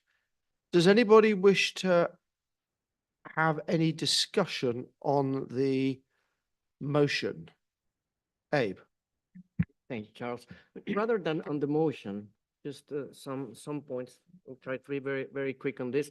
And first, congratulations to the nomination committee. I think, I mean, what they showed, and with the limited resources of people nominated, what they've done about diversity is to be mentioned. So really well done there.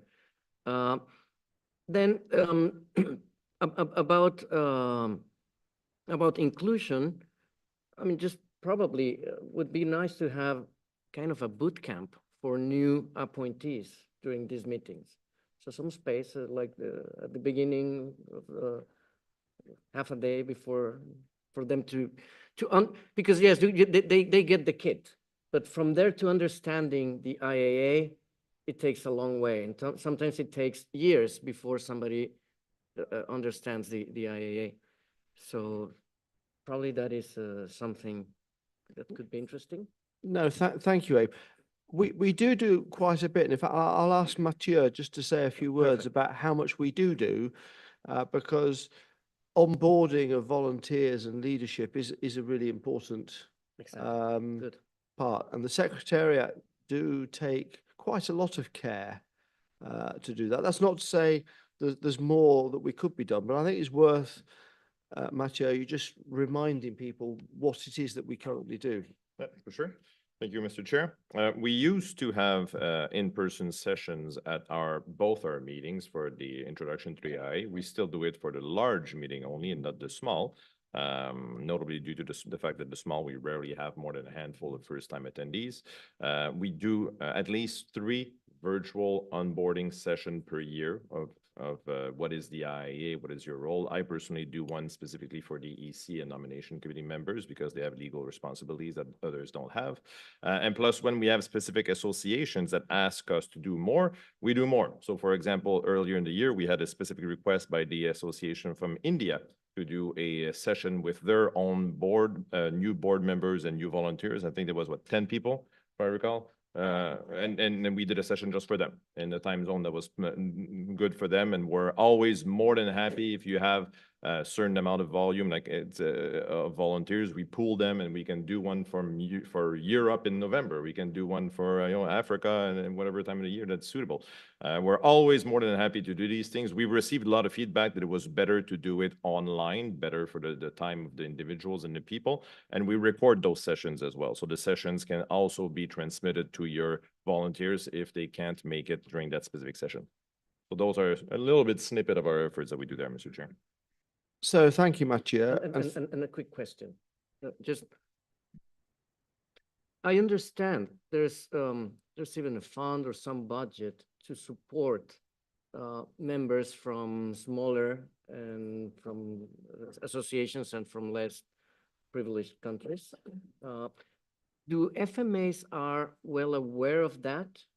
I mean, or is that because, I mean, sometimes I understand that small associations, they say, well, we don't have the budget to send somebody to these meetings, so that's why we don't send nominations. Are they aware of that possibility? So this was raised at the Seoul meeting as well, I seem to recall. And I hope people are aware of it now because this is the second council meeting it's been discussed. It's also the first year that we've been operating with a significantly increased budget in this space. I forget the number exactly. 30,000. 30,000. So it's material. Yes.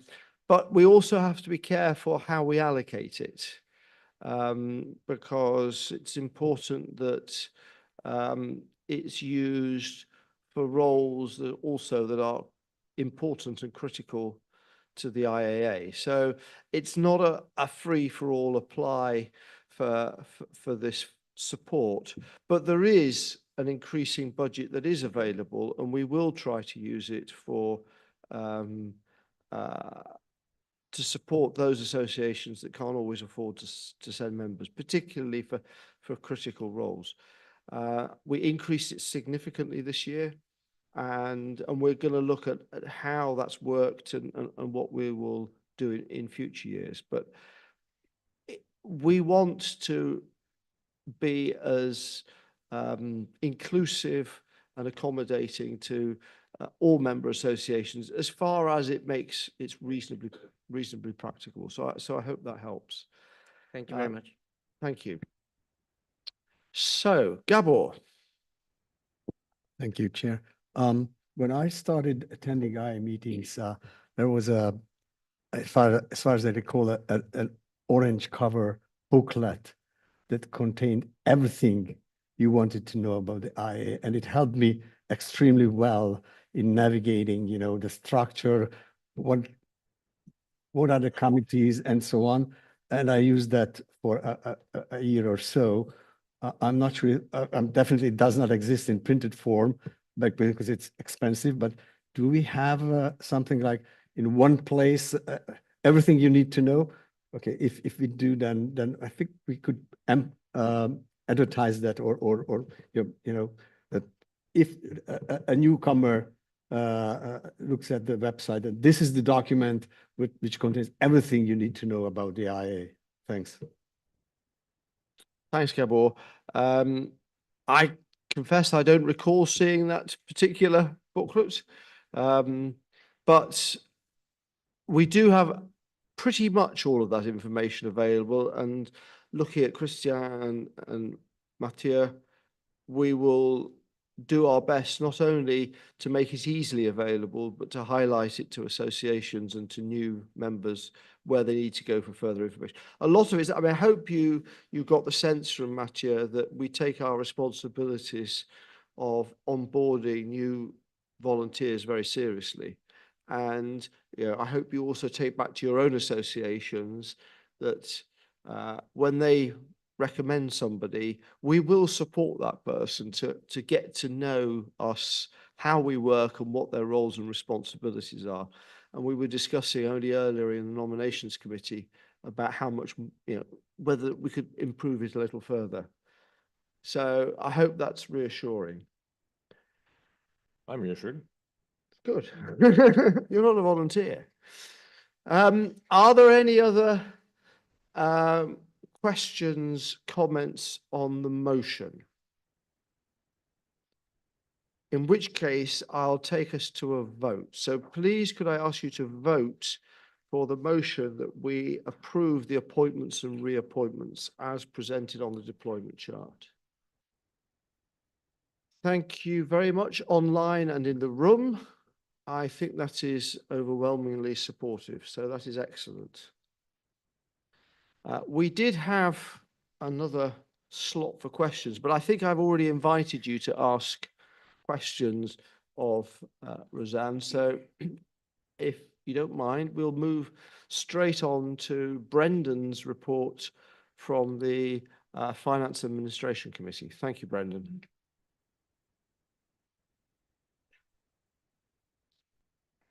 Thanks, Charles. Good afternoon, everyone. So I've got a short report for you this afternoon. I'll give you an update on the recent activities of the Audit and Finance Committee, and we'll just show the current position of the budget and the financial position of the IAA as at the end of Q2, so that's the 30 June 2024, and we'll also have just a bit of an update on our investment performance as well for the motion to approve our auditors for this financial year. So just a quick update on what we've been up to. So we've been monitoring and engaging with the other committees involved in monitoring of the risks and risk register. So in particular, the Nominations Committee, the Strategic Planning Committee and the EC. We've recently performed a risk assessment on our cyber insurance and also the IT contract that others have spoken about that's coming into place with the new website, etc. In the next year or so. You'll recall at Seoul that you voted on the carbon credits policy. So now that that is in place, we're just working on the details of implementing that. In particular, just tracking, putting in place a system for tracking the carbon credits and purchasing them, which we will do before the end of the year, and we will be transparently reporting that back to you in upcoming meetings. As that process is put in place. And then finally, of course, the financial position, which I'll talk about now. So I'll show you the financial position in a sec, but very briefly, in summary, we're in a good position at 30 June 2024.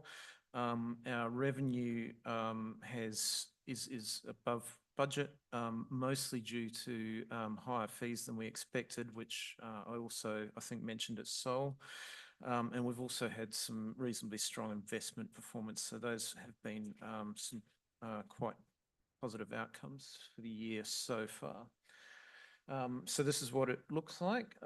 So you can see there down on the left-hand side, we've got a surplus at 30 June 2024 of 59,000 versus we were actually projecting a slight deficit. So all this is in Canadian dollars.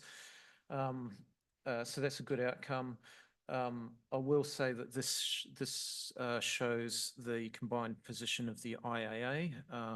When we come to you with the financials for the year end 2024, which will be at the Sao Paulo meeting, that will show the split between the new IAA services and the IAA. So I think that's good. We've got as I said, yeah, we've had some reasonably good investment performance that I will speak to you about in a sec. Overall, this is our, just for information, this is our investment allocation as at 30 June. So on the left, we've got the total portfolio, which includes the sections. On the right is excluding the sections. So you can see there, all of our asset allocations are within the policy ranges.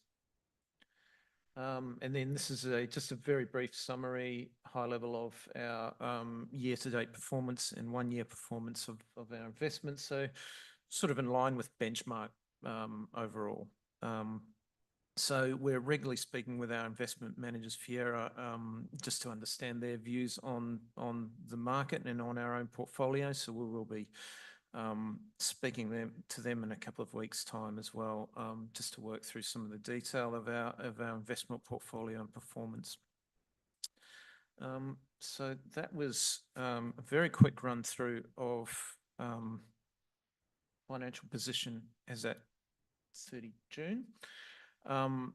Just before we move on to the motion, I did want to just express thanks for Caroline Banks. So for those of you, Caroline is not here today. She has been our finance director for many, many years and will be retiring at the end of the year.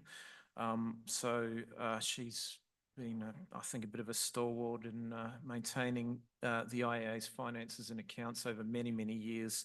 And I think over my time on the Audit and Finance Committee made my life a lot easier. She's just paying attention to all the details. So I didn't have to worry about it. So yeah, just wanted to say a big thank you to Caroline and wish her a happy and fulfilling retirement. And thanks for all that she's done for the Audit and Finance Committee. And I'm sure Mathieu will mention as well in his update shortly. So that was all I had. Maybe do we go to the motion now? So our motion, sorry, is to reappoint Parker Prinz Labano as our auditor for 2024. We've been working with Parker Prinz Labano for a number of years now. You might remember we moved to them from our previous auditor a few years ago. So we've been happy with their work and their approach. So we're recommending that we reappoint Parker Prinz for this year's financial statement audit. Okay, thank you, Brendan. Can I just first ask for a mover and seconder of that motion, and then we'll allow it for discussion? Okay, thank you. So anybody want to raise a question either on the report or on the motion? Hartvig. Thank you. I have a question or comment on the motion. I remember the discussions in Lisbon about setting up the IAA services as a Canadian incorporation. And I remember having heard that Parker Prinz Labano has given some input to setting up this company. And so I wonder and question myself whether there might be a potential conflict of interest being the auditor of a company where they gave some input in setting up. And this will be the reason why I abstain from this vote. Okay, thank you, Harvey. Brendan, Yeah, do you want to yeah. just comment? Then I might also ask Mathieu to comment on Yeah, this. maybe, I mean, I can make a comment and maybe Mathieu, please jump in. So yeah, Parker Prinz provided some advice as part of the restructure They, just to be absolutely clear, there was no issue with them, the scope of that work, them in the future reviewing or auditing their own work. So that wasn't an issue, and they also weren't acting in a management capacity. So we were happy enough that there was no issue there. Just for the record, perhaps Parker Prince Levano have always been, their approach to governance and independence has always been appropriate, and they've always engaged very professionally with us. But I don't know, Mitchell, if you've got anything to add to that. I mean, not much to add, Mr. Chair. The two general questions that we were recommended to ask to make sure in those situations was there were they reviewing their own work? The answer was no. And were they performing in a management function? The answer was no as well. And to be clear, in terms of Canadian law, it's fully acceptable in terms of everything we've done has been fully in accordance with appropriate Canadian law. Thank you, Hartwig. Any other comments or questions on the motion? Abe. Abe. I think that the concern is valid.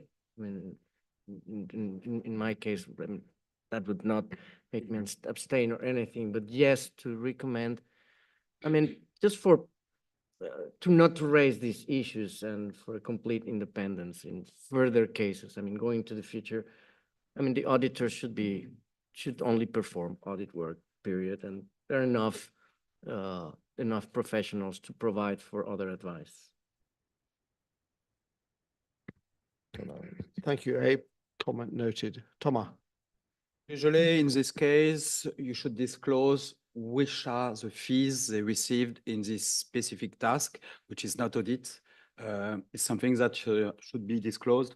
The fees they get from this additional tax in comparison to the fees as they are receiving for their usual task as auditing.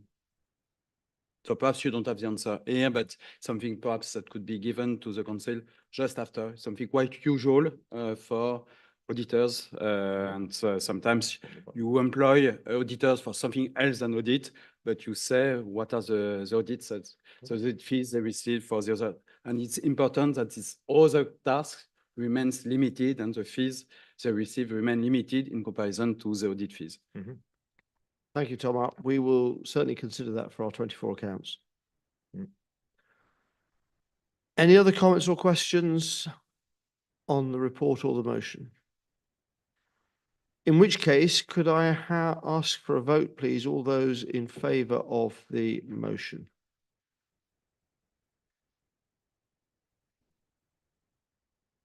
And online. Okay, I think that is conclusively accepted. Thank you very much. And thank you, Brendan. Okay, well, this brings us neatly on to the report of the Executive Director, and Mathieu Angelier, our Executive Director, will turn it around a little and look to the future. Thank you very much, Mr. Chair. I like that you use the term neatly. That's very positive. It's very nice. I will be very brief on the first slide because I want to focus attention on the other slides. And I will try to, I'm going to talk a little bit more later. So you will have noticed, of course, in the budget document that we presented to you that it looks very different this year. Of course, this builds on to the special council meeting that we had back in February to approve the creation of IAA services. And you will notice on the screen, I put in parentheses Swiss just for the people's understanding, but we can't rebrand one IAA Swiss versus the other one because our public documents are public documents. So we have two companies, one is IAA, the other one is IAA Services. The split has been effective April 1st, 2024. All our operations have been transferred over.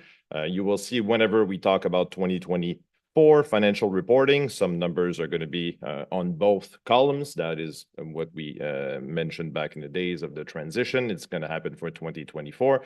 Going forward, 2025 and other years, you will see a very, very much neater and clearer.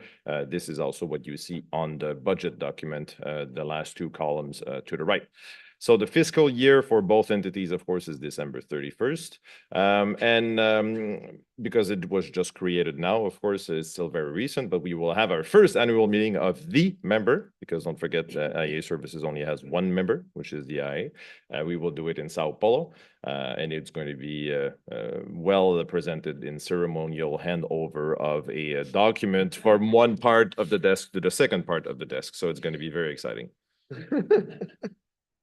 So this is the part, and you see me coming, I hope, where I'm very happy, Mr. Chair, to present the 2025 budget for IA and IA Services. Now, as you see on the slide, I will be brief in English at first, and then present some elements in French, as I strongly believe in leading by example. So for those of you who do not feel like practicing your French, I recommend you get out your phone to scan the QR code and use Worldly for that part. And we are reminded, of course, that there is a little bit of delay, but that's fine. Like I said earlier on, we are testing something new and we need to feed it information for the AI to get better. So as I said, I'm going to start English rapidly. So in the document that was presented as part of the 30-day council agenda, the budget document I'm referring to, you have, of course, noticed the new format, as I just mentioned, where we try to illustrate in adequate levels the details per the IA column and the IA services column and the combined column. Because of the April 1st, 2024 start of IA services, of course, as I mentioned, some elements are not necessarily presented neatly in 2024. That's just the way that the transition year is going to work. Going forward, it will be very straightforward, as all our operations are now under IA services. IA, as we had discussed, of course, has the fees and the investments mostly. We will have a very formal report, as I mentioned, from IA Services back in Sao Paulo. So I will be happy to speak more about this in details by that meeting, but I'm happy to take your questions. But back now to the detailed budgets and the note.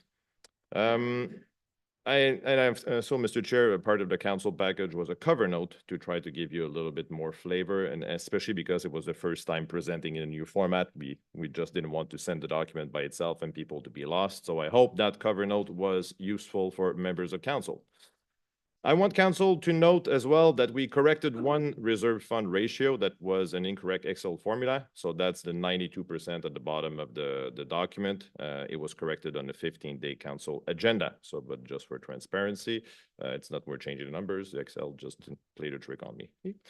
So rapidly, in terms of revenues, we are planning a +2% increase in the number of members with an actual credential, or using the absolutely lovely acronym MWAC, which I'm very curious to see how it's going to translate for you, those of you who are using it.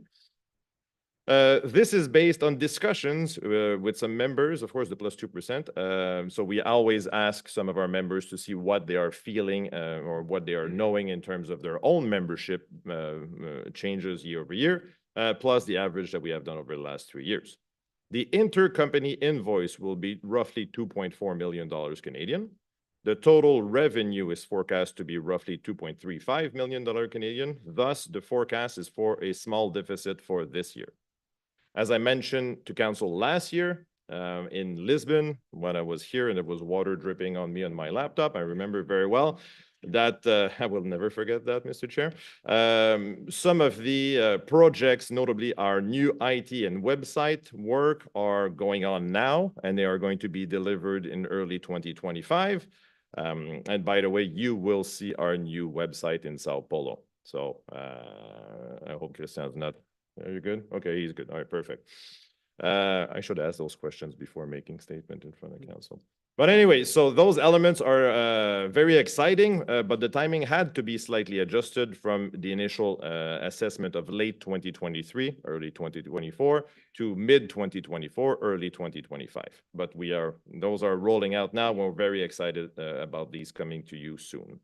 For those of you who are looking at the budget for the very first time, I don't think there's many, but in case, you will notice it is broken down into our main functions, right? So the main elements of where we present some totals, and we do that for transparency, and that was requested from SPC years ago. So that is why we still do that, and we of course have the totals a little bit further down for the benefit of everybody. And now, the French version. All right, the French part. I'm letting everybody the chance to put their headphones in. All right, we're ready to go in the whirly. Perfect. Alors, un autre élément qui est important à noter, Monsieur le Président, c'est l'intention de finalement combler notre manque de capacité au sein du secrétariat. Ça fait plusieurs années que je vous en parle. Je suis très heureux de vous annoncer, évidemment, que nous avons eu quelques changements au cours de l'année 2023. Et nous avons recruté d'excellentes personnes. Lorsque vous avez présenté la diapo avec les photos de nos employés du secrétariat, plusieurs personnes autour de la table ont peut-être remarqué des nouveaux visages. Et nous sommes très excités d'avoir une équipe dynamique et jeune aussi au sein de l'équipe. D'ailleurs, je tiens à noter que Caroline a pris sa retraite après 4 années de pré-retraite, mais un total de 9 années à nous supporter au sein de l'AI. Et je la remercie beaucoup pour son support au cours de ces années-là.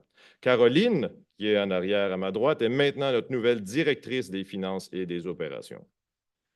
Pour nous aider à ce niveau, nous avons confirmé un fournisseur externe afin de nous aider au niveau des opérations financières et de la production des rapports financiers. C'est une compagnie avec laquelle nous travaillons déjà depuis plus d'une année et nous sommes très heureux d'être capables d'utiliser leur support pour ces éléments-là, que nous n'avons plus la capacité nécessairement de faire 100% à l'interne. C'est un beau partenariat et nous allons continuer dans cette veine. Nous allons également embaucher une nouvelle ressource afin d'aider le développement de nos efforts au niveau du développement des relations avec les supranationaux et afin de m'aider au niveau de la gouvernance, car hélas, Monsieur le Président, je dois avouer que je manque de capacité. Donc, le budget présente, vous avez vu le budget, la note spécifiait une addition de 1,75 employés, mais en réalité, c'est plutôt 1,25 avec la retraite de Caroline. Nous avons, et donc pour faire un retour, nous avons prévu un budget pour une seconde édition du sommet sur l'intelligence artificielle, avec les détails à venir sous peu. Je tiens à remercier la SOA pour l'invitation à cet événement qui devrait se passer aux États-Unis au mois de février. Et lorsque nous aurons les informations, il nous fera plaisir de vous les envoyer en détail. Nous allons également penser comment inclure spécifiquement les jeunes actuaires autour de cet événement. On a eu une belle discussion à ce niveau hier au SPC et lorsque nous aurons une meilleure idée, il va nous faire plaisir de vous communiquer cette information-là. So, switching over. And I hope please give me feedback later on, okay? Thank you very much. So we presented our updated forecast for the duration of the strategic period element as yesterday at SPC. For those of you who were not there, you may recall that we worked a lot on finances in basically every single year that I've been here was jumping on one financial grenade after the other. But we were finally able to approve the strategic plan and the 5-year financial plan in support of the strategic plan at the Montreal Council meeting back in October 2022.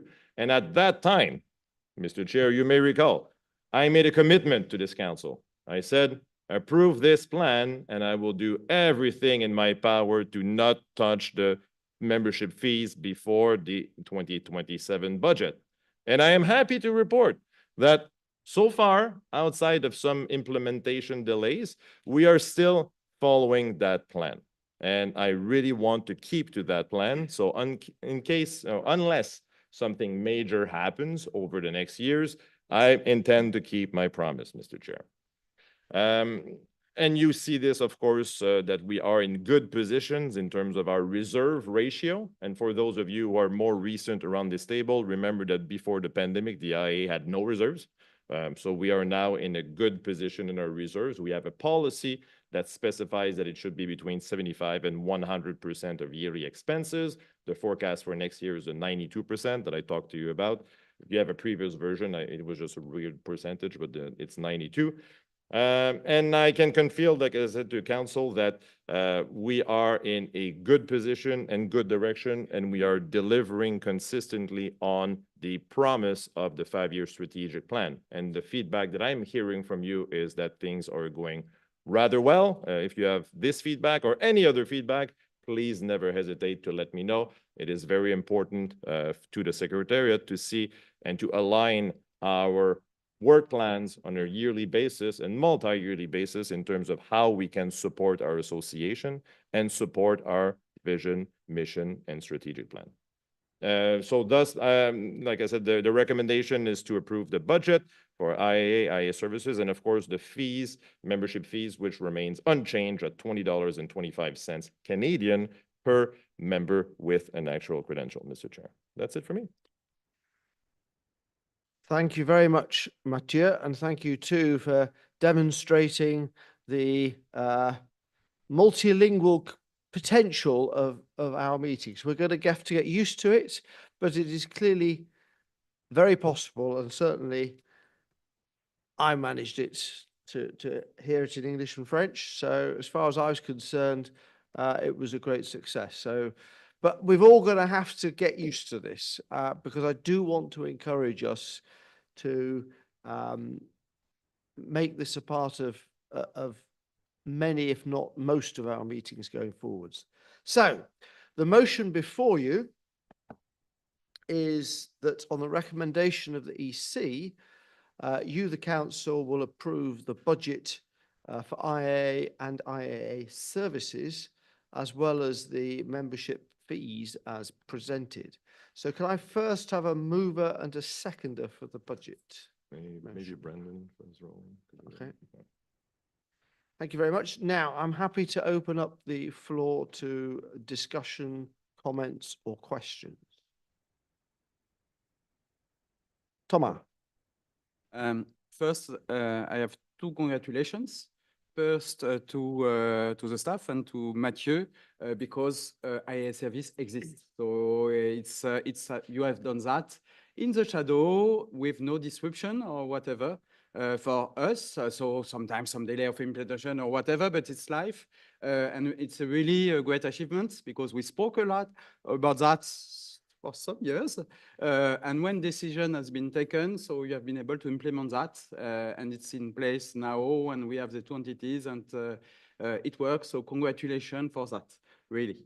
And the second point, perhaps, as Carol Anne is leaving us, we are not applaud her, but I think it's important as she's leaving. So it was quoted twice, but perhaps it's now time to congratulate her at distance. Really, she's did a great job. So I've seen that from the live section, but also from here, from the accounting, and I think it's really important.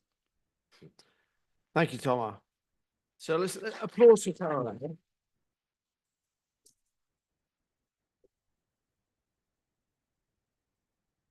Thank you. Are there any other comments or questions on the motion or on Mathieu's report? Not seeing any, in which case, can I invite you to vote on the motion as presented that we accept the budget for next year? Online and in the room, I see overwhelming support. So thank you all very much. And that concludes the reports of our statutory committees and takes us on to our business agenda. Now, before I invite Margaret up to give the report of the Actuarial Standards Committee, I just wanted to say a few words. And you know, it's a sad thing to have to report that, and many of you in the room know this already. And Andrew was happy that you should be aware because he wanted people to know why he couldn't be with us today. Sadly, Andrew has received a devastating diagnosis, and his expectation of life is very poor.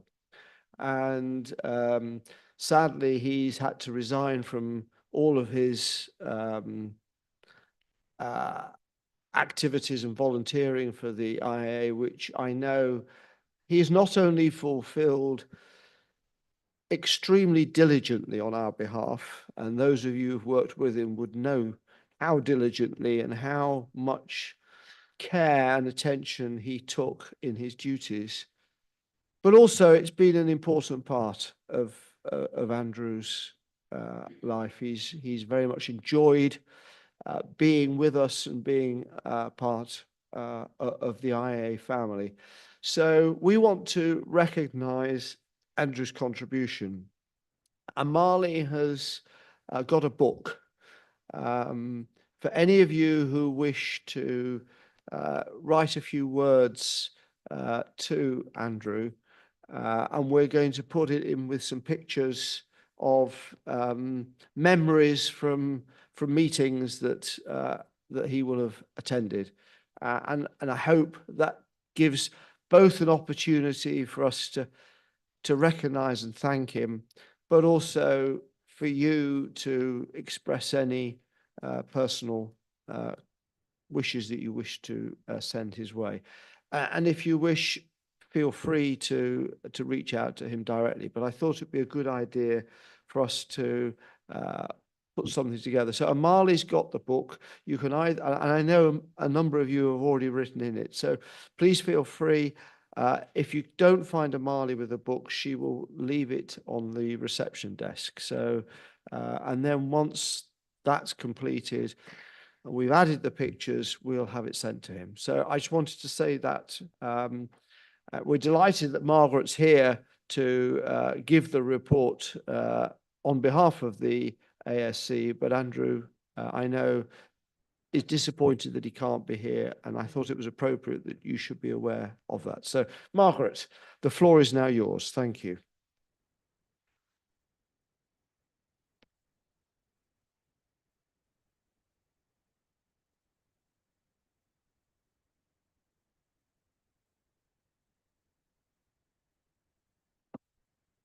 So the ASC has been very busy this year. We've had quite a number of conference calls in addition to the meetings in Seoul and this morning.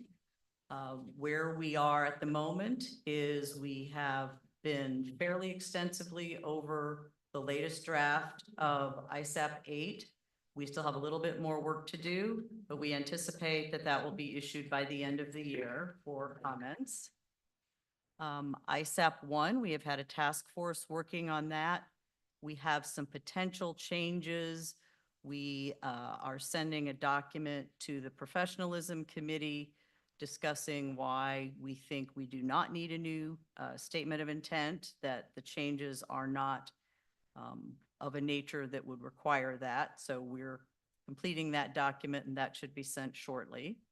We have another task force working on ISAP 2 and 5 as part of our, 2 and 4, as part of our regular review that we do every 5 years of existing ASOPs. They've just begun that work, so we'll hear more from them later in the year. And then we did look at 5 last year and discussed whether or not some changes should be made to that. But we also realized that because we were contemplating changes to ISAP 1, that we should deal with the ISAP 1 changes, and then we would circle back to ISAP 5 so that any changes that were made to 5 would be consistent with changes that ended up being made for 1. So that's it, unless somebody has questions. Thank you very much, Margaret. So does anybody have any question or comment for Margaret? Okay, not seeing any. Thank you. You are free to step down. That's very helpful. Thank you.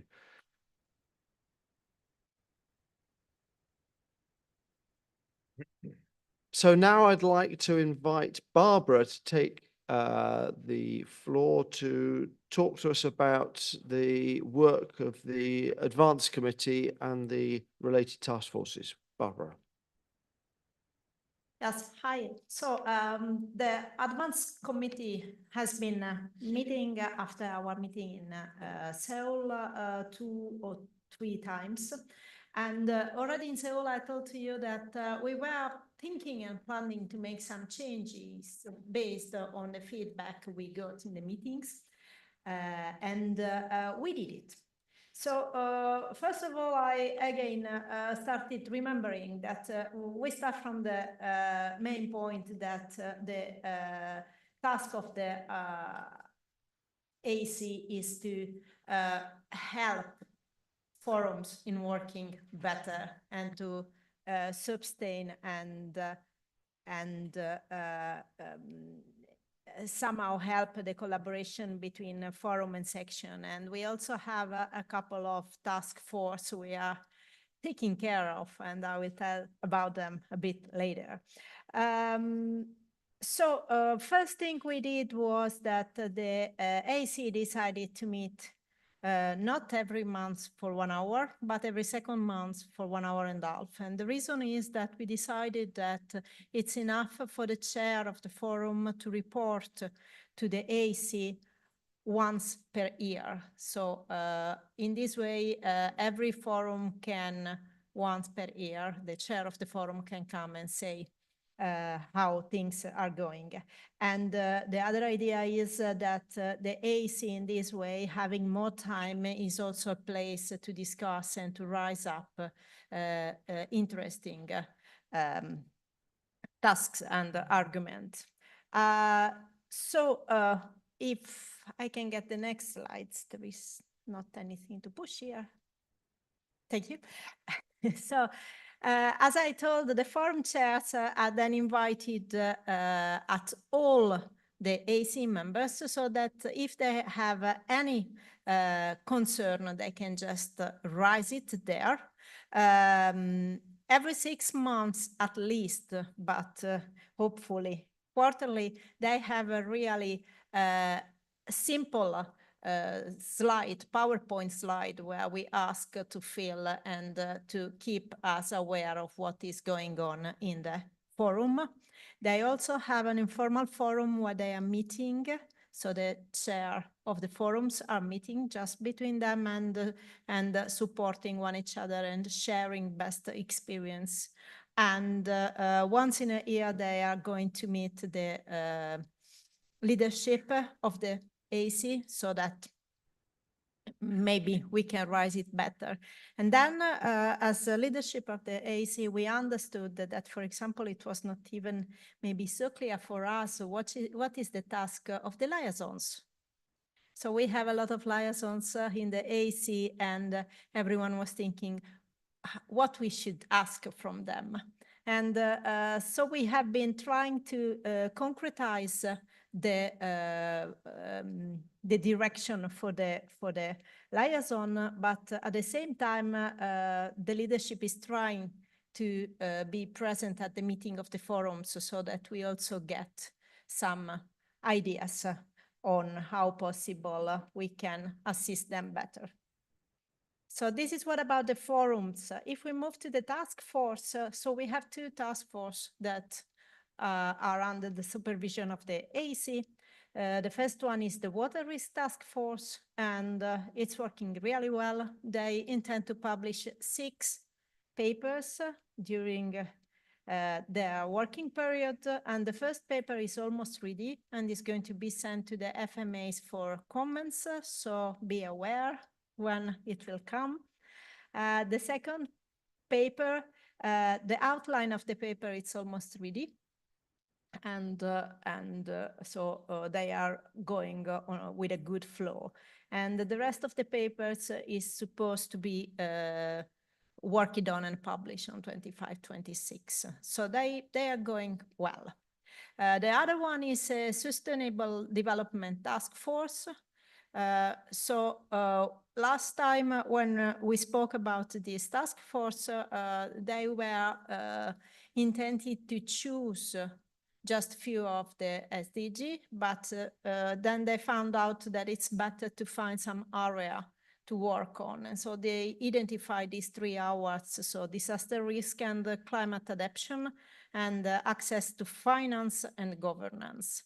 They are really active and they are working quite well. And actually, in the 23rd of October, the AC will have a workshop with them. So they are coming to tell us, and they are asking from all the FMAs, what do you think about this? So just put it on your calendar and remember you're represented in the AC.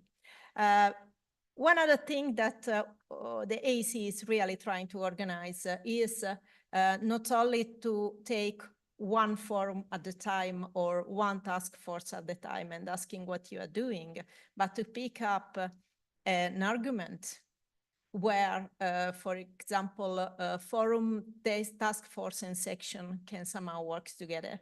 This is not a simple task. We don't really know yet how to make it possible, but we are really trying little by little. That's it. Great, thank you very much, Barbara. Although Barbara's going back to her seat, I will just check whether anybody wants to ask any questions of Barbara before we move on. Abe. Thank you again, Charles. Rather than a question, just for Joko in Sao Paulo, do consider to have a presentation on whatever the task forces have ready. I think it would be a good opportunity. Yep. Thanks, Abe. Good idea. Are there any other comments or questions for, yes, Jennifer? Going back to the Sustainable Development Task Force and the new Climate Committee, and what's the coordination link? How do they work together? Let's wait for the committee to start. Okay. Then maybe we know better. Okay. That is an important question which we will have to iron out. Thank you. Any other comments or questions? No. Thank you very much, Barbara. Okay, we now come on to the exciting part of the agenda. That moment when, with great secrecy and surprise, we look at our election of officers for the next year. And I have to ask all members who are non-voting, please to leave the room together with the officers who are about to be potentially elected to post. So if Mike and Bazena would also, you can stay. And I can stay, or else nobody else is left to chair. Wait.